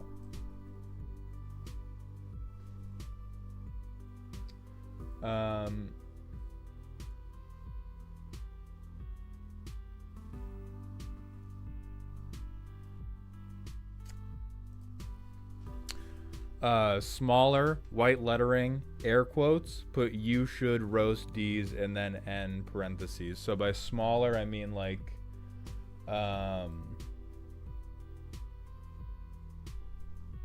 2 rows of text.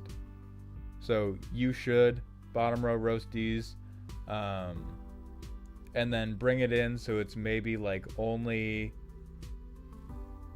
visible on two of the figures instead of across all 3 in terms of total width. Ha! Oh, I went back to the previous one.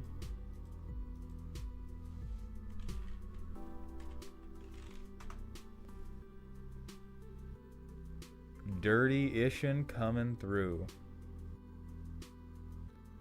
Look, I am a simple man. It's a game of smash or pass. Either I smash, then pass, or get smashed, then pass. Either way, someone's getting screwed. I'm here for a good time, not a long time.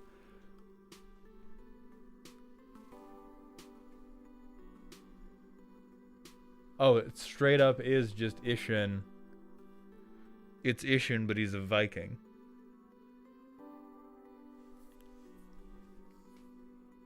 Oh, Siren. Sorry about that. I will answer a few things. Thoughts on Mind Flayer Karlach and giving her a bunch of extra bonus actions to make her a walking bomb that can fly everywhere. That sounds really cool.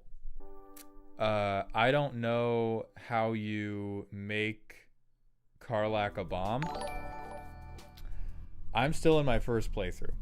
I have also Mind Flayered Karlach. I Mind Flayered all my boys and girls just to be able to fly. I don't even use the other Illithid powers. I just like being able to fly around for mobility's sake. The Real Mixed Swag, thank you for the Prime sub. Welcome to the dog home, my friend.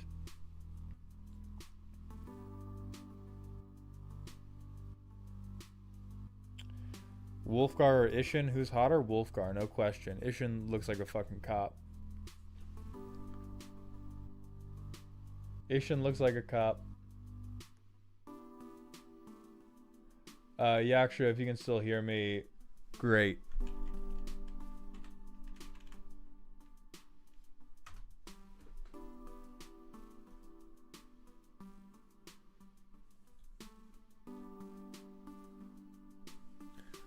Oh, that's an adorable Sarkhanval.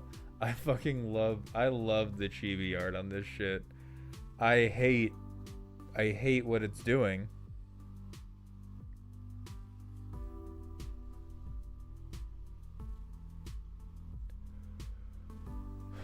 Okay, extra combats, treasure, destruction.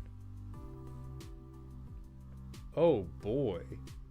I hate that Gruul gets to do it, but I do love punishing somebody for paying lands. Oh, that's fucked.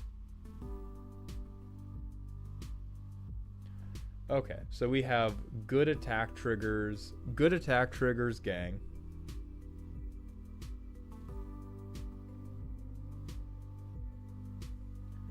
Yeah, Siren, can you delete that comment, please? Or can a mod delete that particular comment just so we can keep it keep it clean since we already had people who muted to avoid any BG3 spoilers. Oh, this... I mean, mommy, but this is one of the most fucked up triggers imaginable.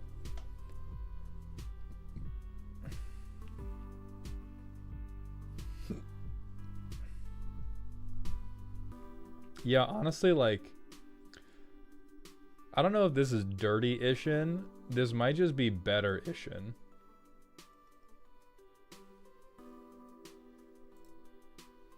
Because straight up, like, the problem with Mardu Ishin is that most of the attack triggers you're using are like pretty meh without Ishin, and Ishin just gets shot in the face once, and then the deck folds.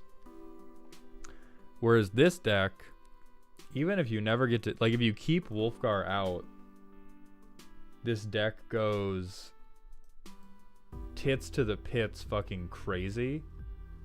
But if you don't keep Wolfgar out, this is still a perfectly serviceable, like, lay down, big beatdown with a lot of good attack triggers. Mods, mail this person to Baylor. What does Baylor do?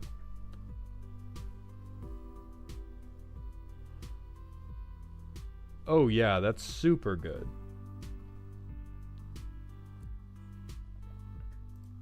Yeah, a Baylor would help out a lot right here. Drop your fucking bookcase, coward. Target creature can't be blocked. Let them block.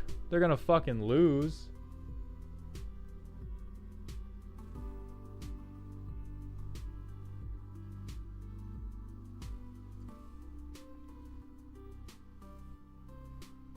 Yeah, these are some pretty good cards. Yeah, that's not warrior mindset.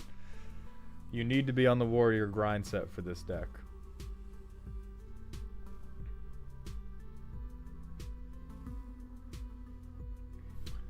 Oh, I love that we're punishing cards, we're punishing lands. We don't want other people to have anything ever.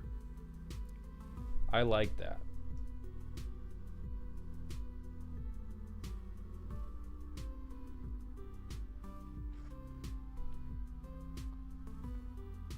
Lots of extra combats. I mean, this is a pretty... I hate to say, this is a pretty honest list. Once again, we're completely giving up. Oh my god, that's fucked. But we are once again completely giving up reliable card draw for one piece of incredibly potent card draw.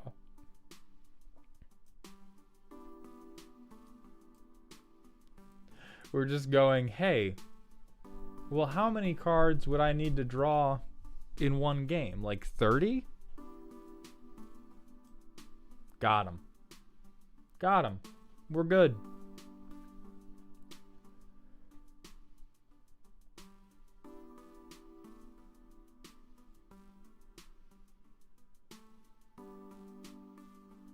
Vengeful Ancestor is draw? What the fuck are you talking about? What kind of copium bullshit are you saying to me?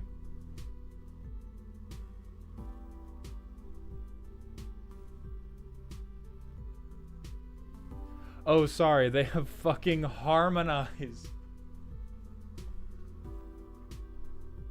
Take Harmonize out of your fucking decks. Take it out now. Stop putting Harmonize in your fucking decks. Put Garruk's Uprising in this deck right now. Put Tribute to the World Tree in this fucking deck right now. You be a good fucking boy. And you stop putting Harmonize in your goddamn decks.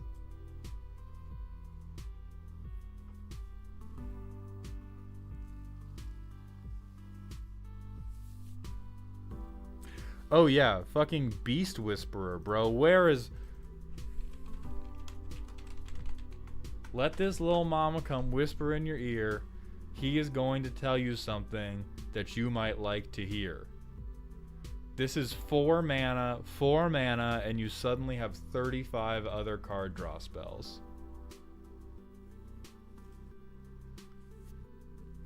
No, Guardian Project sucks.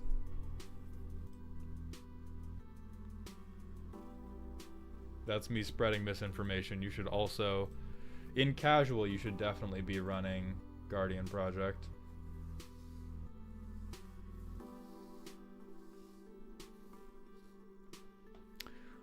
You could use Up the Beanstalk, but you should...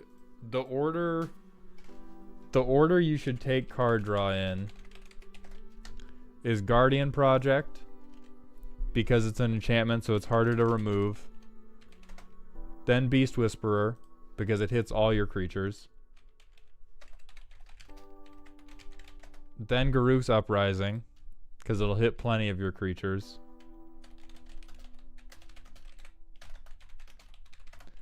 And then Tribute to the World Tree, because it'll hit plenty of creatures.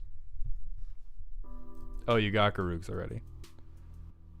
Well, yeah, but what if I scroll up so that I can't see that you have Garruk's Uprising? Huh? What are you going to do about it then? That's what I fucking thought.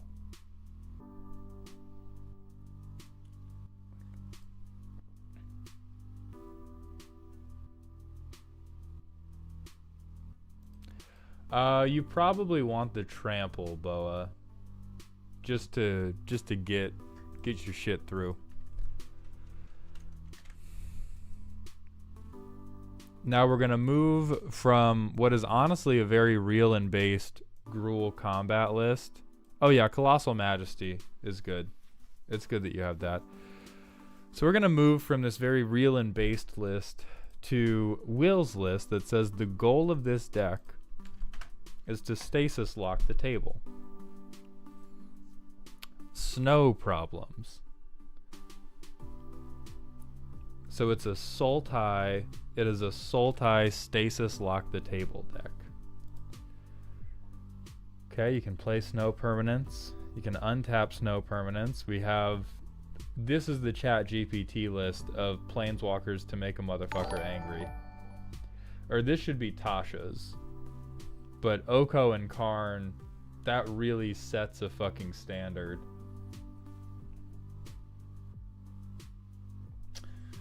Reg 55,000, thank you very much for the Twitch follow. Welcome to the Doghouse. And Unknown Lyra, thank you very much for the Twitch follow. Reg, thank you for the Prime sub. Welcome to the dog home, my friend. I appreciate your Bezos bucks. We got Frozen Aether in there. I don't know, but we certainly don't have a soul. Okay, so tap on ETB. Bounce on combat damage.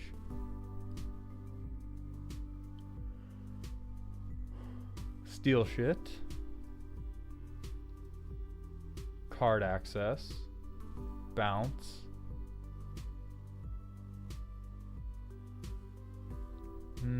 Tap on ETB. Well, keep tap down. Oh, Coma. Alright, Coma is where it starts to get kinda fucky. Hegan, Drannith Magistrate's in white, so they don't have access to Danny. Or Dranny. Oh, Crewfix is probably fucked up here. Then Morit, which is copying. Narfi, which is just snow. Tapping, untapping, countering. Interesting. I don't see where the lock is coming from yet. This looks like just snow gaming with a couple really annoying pieces. Bean Mayhem, thank you for the tier 1 Twitch sub. Welcome to the dog home, my friend. Blessing of Frost. Okay. So far, we're looking a lot like a beatdown list that is just snow, that just favors snow things. Oh, God. With all the ways they have to untap, Villainous Wealth here is fucking crazy. Like villainous wealth with crew fix. You just exile mill people. Who cares?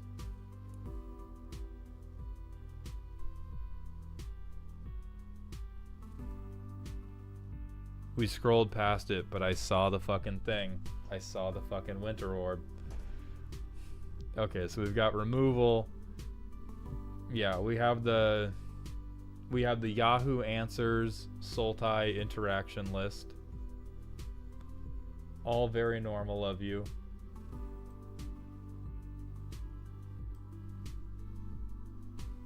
Horizon Stone. Okay, so they are really going for this save up shitloads of mana.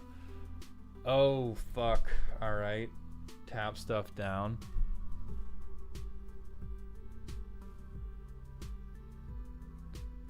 Mithril coat, rep ring.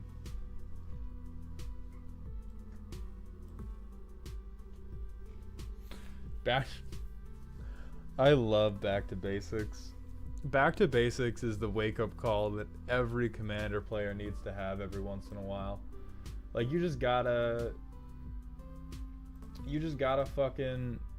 let them know. Hey, your 4 mana, your 5 mana planar bridge deck. You're not safe. You're not safe in these fucking streets. Okay, things come in tapped. Merit Lage. Ristic Study. Into play tapped. Ah. This is the stasis lock. I see.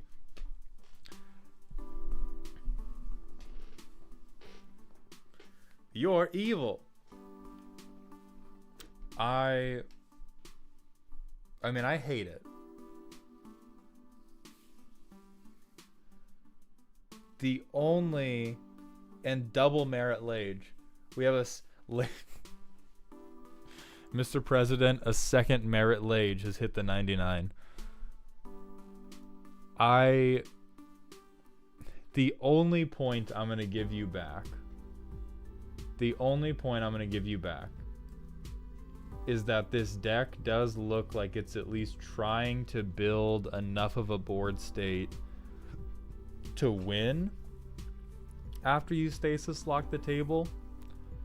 Like the normal pit that people fall into when they try to build objectively gross and rude and disgusting decks like this is that they build a deck that can do the lock, and then they don't build a deck that can do anything after achieving the lock. But this deck, you built the lock, which I'm pretty sure this is like, it's like building a deck like this is basically being a sex offender. You should be required to go to like your neighbors and your employer and tell them that this is what you do in your free time. And you should have to tell the table. But if you're with a table that's like, sure, I'm gonna run up against your stasis list. Once you get the stasis lock, you're gonna kill people. You're definitely gonna kill people with all these fucked up snow banners and coma, or you just villainous wealth the motherfuckers.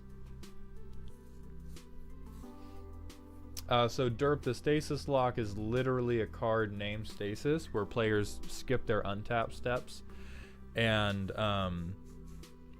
they have enough ways to like ramp and get mana that they can probably hold stasis. Oh, how does he not get fucked by it? He has like Seedborn Muse. His commander untaps all his snow permanents on attack. I think he had a third thing that was untapping his shit. And they have some tutors, I think, as well. Yeah, they have Scheming Symmetry. And then Wilderness Reclamation for lands. So yeah, they have green bullshit to untap all their things, and then blue bullshit to tap everybody's everything.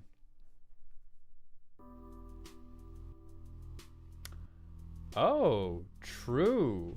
So stasis non-bows with Seedborn Muse, but they still have Wilderness Reclamation, which goes on end step, and they still have Jorn, which goes on attack.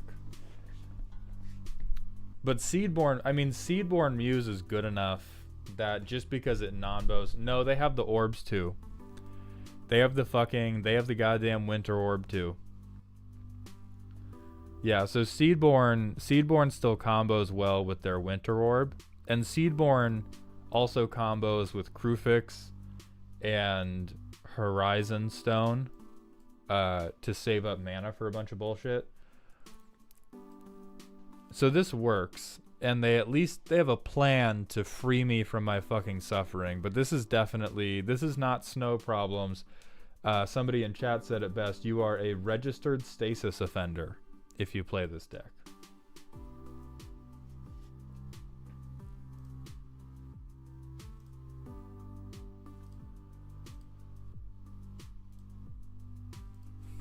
Alright, let's see what Goblin Giant. I hope this deck is to your standards, Mr. Maul. That's the first deck I tried to make truly aggressive. I feel like I did a good job as my playgroup finds this deck scary. Listen, you guys, any deck you send me is up to my standards. Unfortunately, meeting my standards just means that I'm going to be mean to you. And having said that, I love this deck and you forever because Karlach is mommy and I would never say anything bad about her. Alright, so this is background. It has a background, which is one of the best mechanics that has ever been printed into this game. I wish they would do another run of backgrounds because they're so cool and good. So Karlach, first strike, extra combats. What are we bringing with Karlach? Oh, if you attack whoever has the most life, make a bunch of 1/1s, so make a bunch of tokens. Well, I want to be mad, but this is Boros. Boros can be honest. Adeline's not. Maybe the rest of Boros can be honest. That's pretty good. This is pretty good and honest.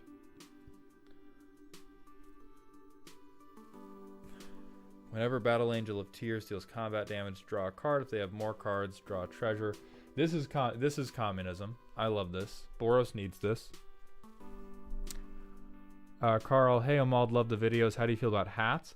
I like hats as an idea. Hats generally look really bad on me. Despite the fact that I'm rapidly losing my hair, the shape of my head and my little elf ears make hats look very silly on me. Oh yeah, it has Myriad. It's still, that's even more communism. Everybody gets these hands. Everybody gets these hands.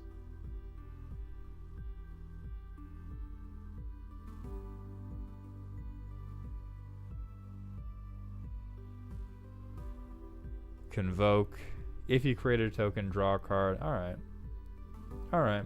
Boros needs almost all of these. These are all totally upstanding. Yeah, this is a shitty card. Oh, maybe. Wait, melds into a 7/4. Maybe it's not shitty. What doesn't Boros need? Boros doesn't need more... Boros doesn't need more equipments. The meld's awesome. How do I see the... Krenko? Okay. Hero of Blade Hold. Fuck. This card annoys me, but Boros does need it.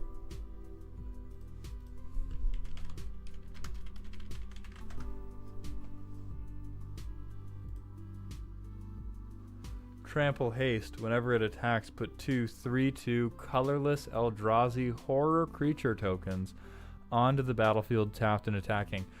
Straight up, Boros needs that too. That's a fucked card, but Boros does need it. Alright, then Perforos.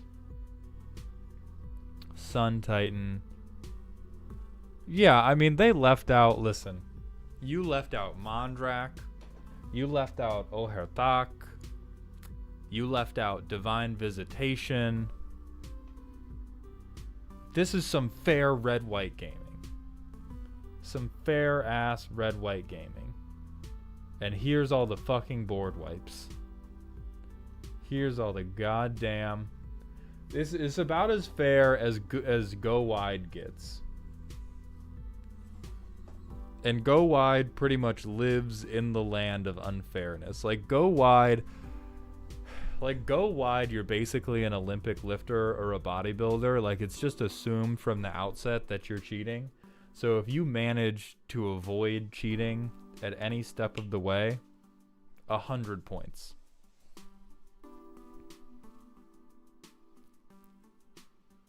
Okay, Battle Hymn, Copper Coats. Oh wait, do they have Cathar's Crusade? Yeah, mods ban this person. And Taf Pro couldn't resist, huh? Couldn't fucking resist.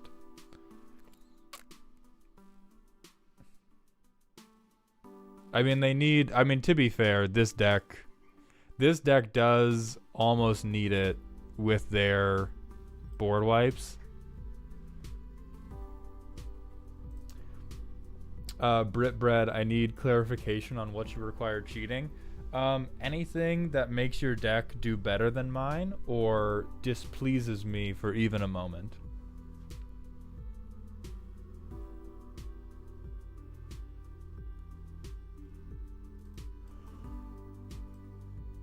Alright, let's look at some of these.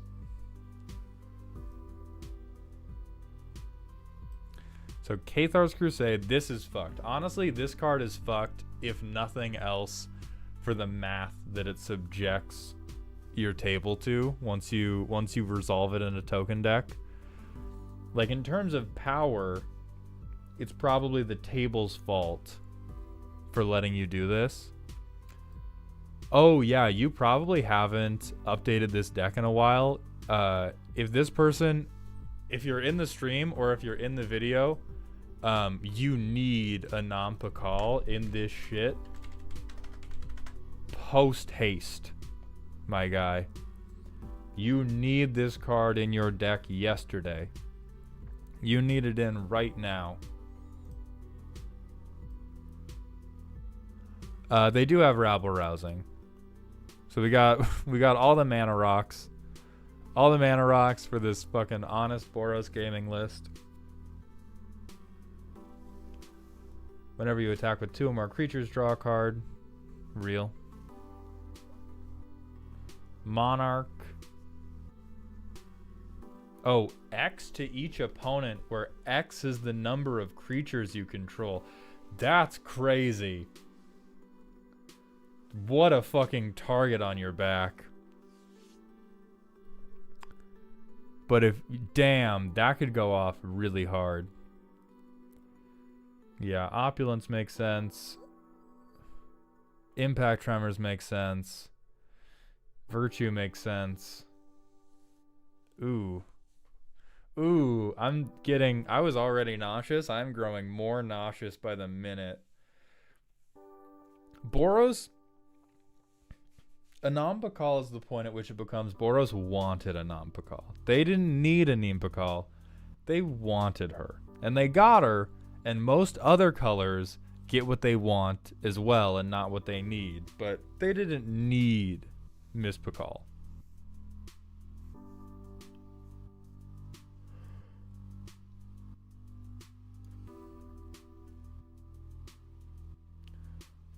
Oh god, second Cathar's Crusade?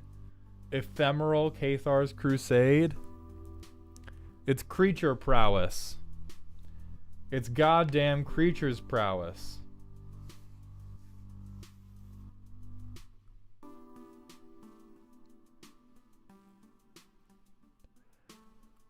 Yeah, this is a pretty like straightforward and honest Boros beat you to death list. There's a couple gross cards in here, but for the most part, pretty fair game plan. I don't see any combos.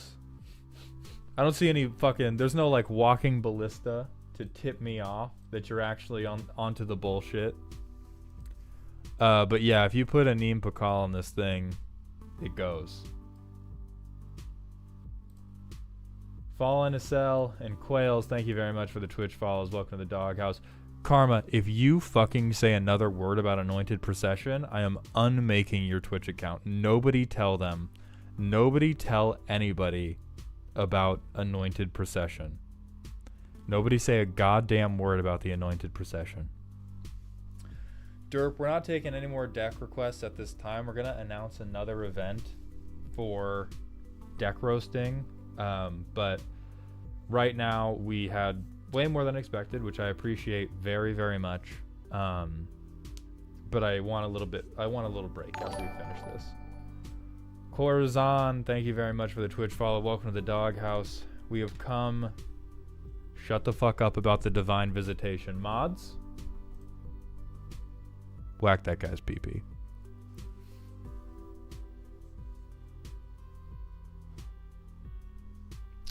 So we've come now to the final deck. This is Vox Eterne's deck, and it says, guess how many proxies Lara Croft raids your tomb. So fucking with it. I mean, it's Dimir, or Temur, which is... I hate Temur. Okay, so whenever she attacks, exile legendary artifact card or legendary land card from a graveyard with a discovery counter, and you can play something with the discovery counter on it this turn. The end of combat, if you attacked, make a treasure token. $3,000 deck. All right, let's... Before we look at... I'm going to scroll back up. Let's have chat solve this deck too.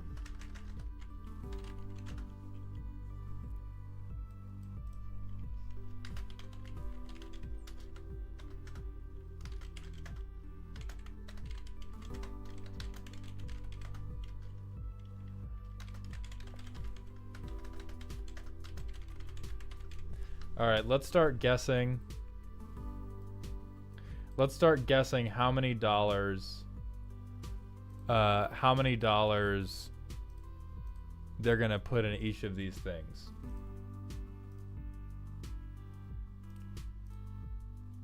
We've got guesses of 1,500, 2,000 in lands. Xenos, thank you for the personal question. Mauled, how big would Laura's dick have to be before you tap out? As long as they're on the bottom, I don't care if it's bigger than the bed.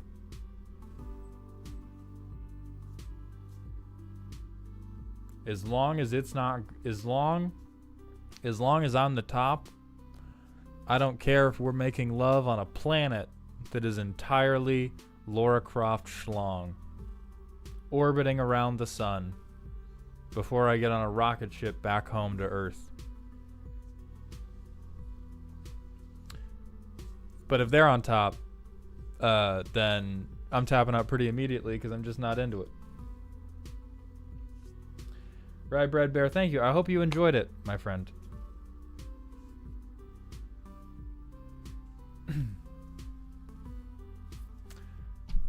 So for $2,800, I'm gonna guess 1,800. I'll accept Verity's guess of 300 for creatures. I think we're gonna see like 300 in artifacts. So that's 2,400. We have $400 left to spend. I think this person brought no interaction. So we're gonna go 50-50. One can... You know what?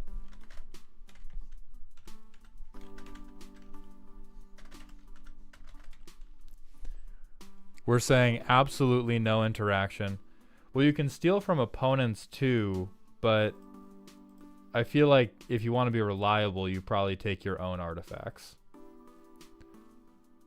All right, 230 and 141. So we're already overestimating with 300 and 400. The relative spend between the two is about right. Yeah, this land is about to be enchantments $2,300 in proxied lands. They in fact did not bring Cyclonic Rift We were almost fucking right on $1, $1. It was almost correct. They're on $4 of sorceries, and they're on $30 of instants, but one of them is Legolas's quick reflexes. I mean, 36 lands. They've got triomes. They've got a lot of non-basics. I see an OG duel right here. I see another OG duel here. Another OG duel here. Yeah, it's all in the real estate.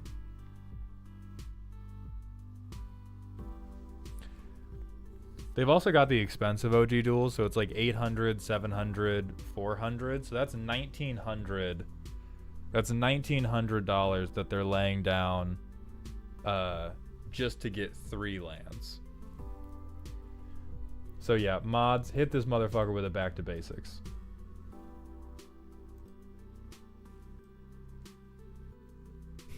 Mods, get this person a property manager. Alright, so they want to get lands and artifacts in the graveyard. Which they can do with the Revi. And they're making treasures. Ugin is interesting.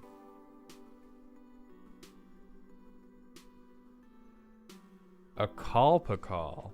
If an artifact, ET bead, look at the top 2. Yeah, so they're working with their own artifacts too. Cavern Horde is pretty good. Oh fuck, Leveler.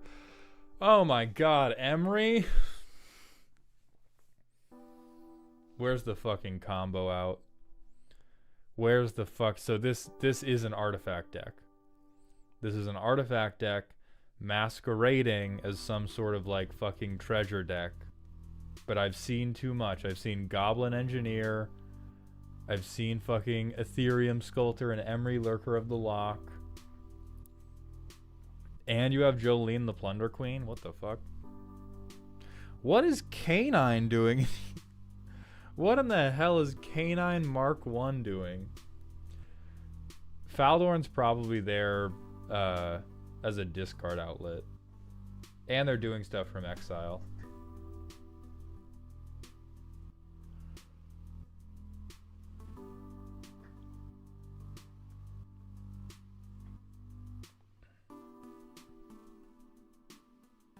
Canine is doing his best. I mean, I'm sure he's doing his best, but just like, why, bro? Or I mean, I guess maybe to protect Lara. What is the focus here? There is no focus. I mean, Lara Croft avails herself to like 10 different strategies you could go for, and Vox has gone for all 10. Vox has gone for every single one of them. We're doing treasures. We're doing exile synergy. I'm amazed we're not doing Voltron. That's why they have no room for interaction.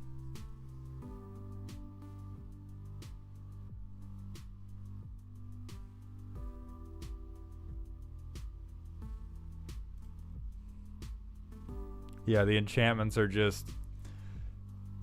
Good lord, they really just fucking shoved every creature synergy they could in this deck.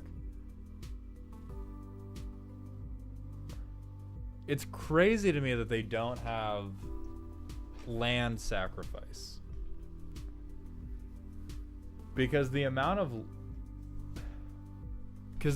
lands that you're going to be pulling from other people's graveyards, or legendary lands particularly, is probably not a ton. Like other decks are probably not playing that many legendary lands to begin with. And so being able to play them is probably on you. And even legendary artifact cards aren't that common. So I'm not sure why they don't have any like payoffs for sacrificing their legendary lands.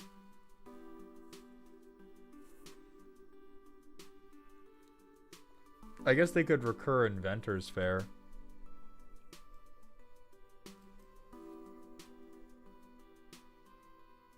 Oh yeah, where is the One Ring? Hold on.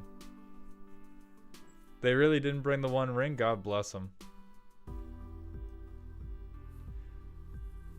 A derp, I didn't want to say MLD, but I've been thinking MLD. I was like, huh. This seems like a damn good look for a multi-land destruction deck.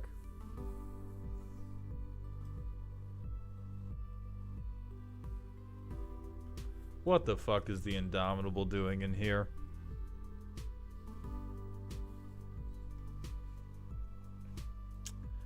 I feel like this...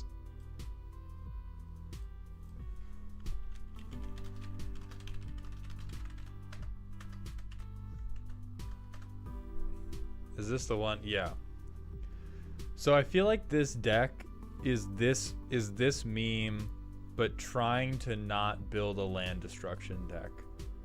It's gone in so many different directions that I feel like what happened was they realized they could be doing land destruction, thought, oh no, I'm going to hell if I build land destruction, and then just started slapping in anything that tangentially related to artifacts or playing from exile to stop themselves from grabbing the fucking land destruction. It looks fair, and I say that in a derogatory manner. This looks fair, derogatory. It does look like I think it works. I doubt that it has the payoffs for all of the different ways it's trying to work. Because you have so many ways to recur things, but what are you... I mean, for 3K, I hope it works. Yeah, but it's 80%, 90% in the mana base. And so that's just to make sure you can play stuff. Yeah, Fireweaver would go hard, which is again another thing of like, I think this deck just kind of got lost in the weeds of like 3 or 4 different things it's going for.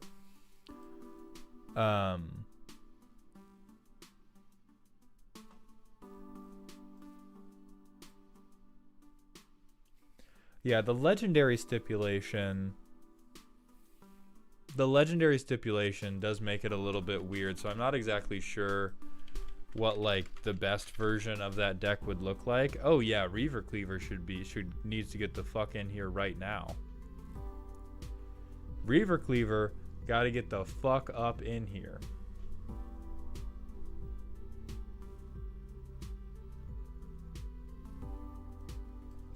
Their primer also says guess how many proxies, so I'm willing to bet they have not spent the money on this one.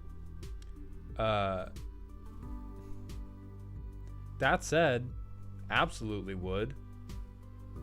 And probably wouldn't to just about everything else in this fuck-ass deck. But yeah, these artifacts are not... None of these artifacts are expensive enough to justify like enthusiastic Mechanaut. Like, is it just for Cityscape Leveler? You have enough lands that you don't really need that, and you have enough token generation, you don't really need that. Like, this is for sure, this is 3 decks in a trench coat pretending to be one deck, and they so desperately all want to be their own people. Like, you could take sections of this deck and use them as the basis for 2 or 3 different Lara Croft decks that all work better at the 2 things they were supposed to do.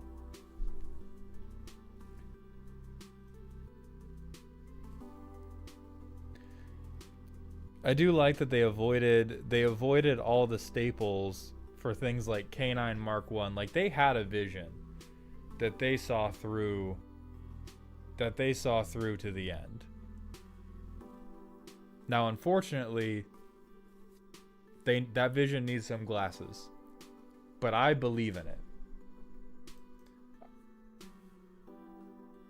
Yeah, they saw a vision through the good cards. Then they unfortunately did not see all the bad cards they were putting in to further that vision. All right, everybody, that is the final stream of the deck roasting. What still has to be done is we still need to do the set review of all the Doctor Who commanders. That's going to happen Saturday, starting at 10 a.m. Pacific. There's going to be an announcement about that in my Discord. That stream is also going to have the Bleach Espada breedability tier list.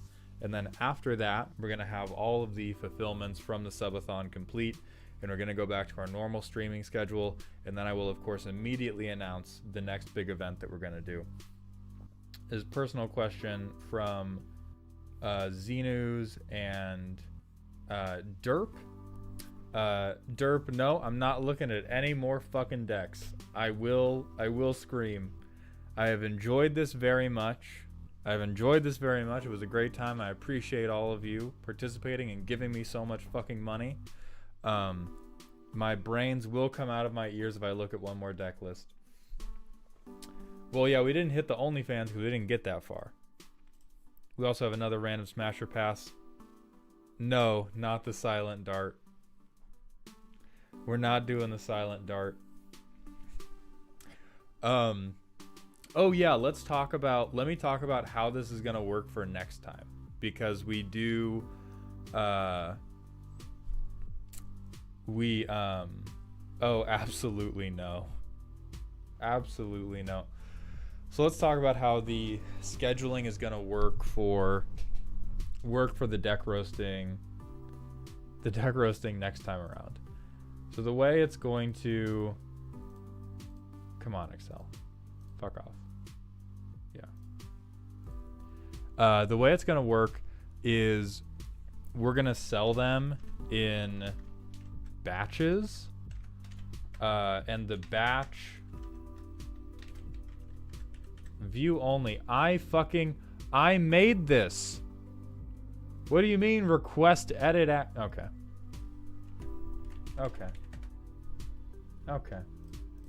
No, I fucking get it. No, I get it.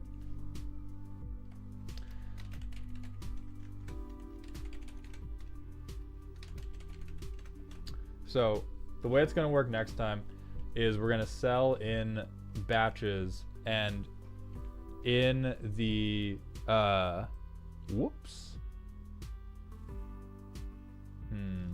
How do I fix this?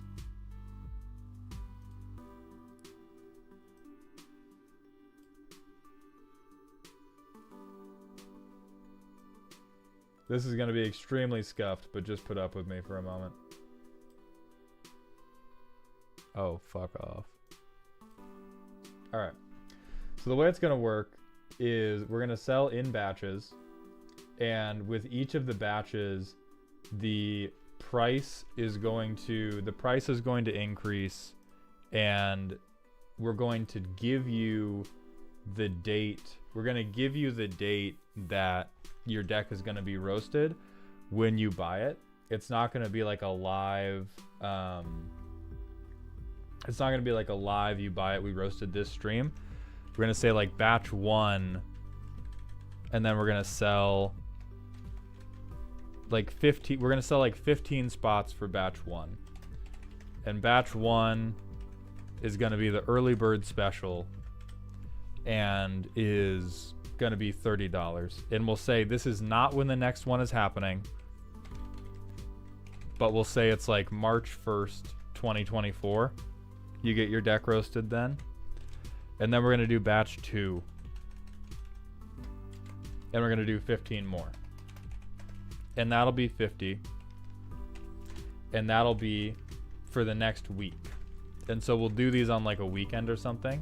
And so it's going to go on like that, so that when you buy it, we can tell you, come to this stream to watch your deck get roasted. We'll still send you the video after, but to avoid what's happened this time of everybody having wonder like, hey, when is mine? How many are in front of me? All this stuff. Queen Luxury, this is going to be influenced by Patreon. Whenever we do these, the long-standing patrons are going to get in for free.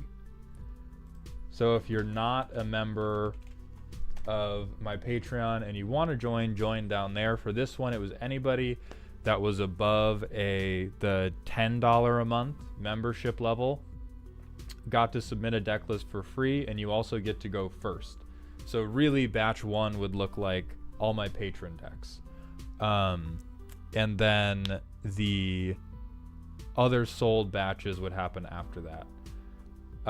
Talamar, yes, that's the point of batching them that way. They're going to be batched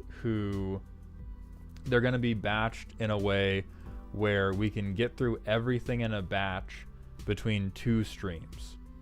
So it would be setting them for a Friday and a Saturday. So it would really look like 3-1 or 3-2 2024. And so we would set we would probably sell like 12, 14, or 16 in a batch, and say each stream we're going to do 8. And so then every week, 2 days a week, we would do 8 decks. And then all my other streams would be normal. And then obviously the patrons go first. And then that way I can take a break from it. I can make sure that I am keeping my brain fresh with other stuff to keep making entertaining jokes and entertaining read-throughs of the deck. So that's how we're going to do it. Now, I don't know when the next one is going to happen. But again, if you join the Patreon at the $10 a month level or higher, or really, if your Patreon support amounts to more than $30 total by the time we're doing the deck roasting stream, that counts, right? Since that's the bar for the buy-in. But then the batches will increase in cost to avoid getting buried in them, kind of like we did this time. Well, it was cool as hell. I like that I did because it was very financially helpful. So I appreciate every last one of you very fucking much. My brain is coming out of my ears though. So we're not going to be live tomorrow night. I'm going to be working on videos. I'm going to be live again Saturday at 10 a.m. doing the entire Doctor Who Commander review. Spellbreaker, if there's more than 15 to 16 patrons that qualify, then that just means more than the first week of reviews is just for patrons. Right? Like if I have to do 3 streams in the first week, or if we have to say like this week and next week are just patrons, that's fine. And that's the power of the calendar, right? Whenever you might have to buy the roast for 4 to 5 weeks out, but I feel like that's probably I'm imagining that that's going to be preferable to people than buying it in a live event and having no idea when in the next week or 2 weeks it's going to be redeemed. Right? This is all just me guessing, but I'm guessing that people would much rather say like, I'm going to buy this such in that 2 months I'm going to get to watch this deck roast live and then get a video of it after, versus I'm going to buy this thing during a live event and just have to watch every single stream until I see him get to my deck. Right? This way we can schedule people, we can give them reliable timings, and just generally make it better for everybody.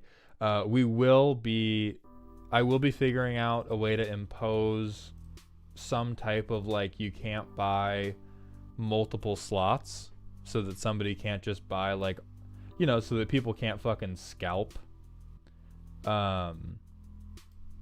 things, or just like load up on all of batch 1 and then submit their 8 pet decks and nobody else gets to participate.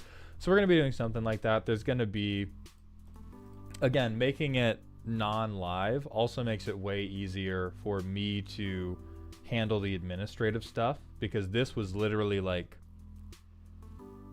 again, I'm going to preface this. My life is super good and easy. My life rocks. The past week, logistically, has been I stayed up till 3 a.m. streaming for the subathon. The very next day, I started reviewing decks because I was behind. The only day I haven't streamed for multiple hours to review these decks to catch up is because my power was out for like 40 hours. And other than that, every single day this week has just been dedicated to playing catch up with this. And so doing it ahead of time will enable me to actually like build a structure for it instead of playing catch up, which is just better for everybody. So anyway, that should answer everybody's questions. Somebody redeemed a Smasher Pass while we were talking. Oh yeah. Oh yeah. Default Titan, I'm not sure. I'll be making announcements through the Discord. I'm going to start reviewing the footage and clipping them tomorrow, but there's like 80 or 90 total. So it's probably going to be at least a week, if not a little more, but I'm going to do it as fast as I can. But I have other videos to make. I have my day job, but I'm going to start cutting stuff tomorrow now that we're finally caught up. So anyway, hope to see you all Saturday at 10 a.m. Darebrained, the Hydra Storm was one of my favorites. There were honestly so many that they just meld together at this point. Let me look through the primers.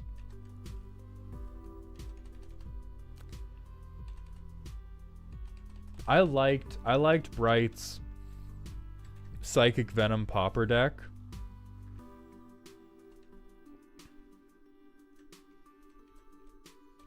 I liked the Yurlock stuff. I really think that Hydra Storm deck was the funniest shit.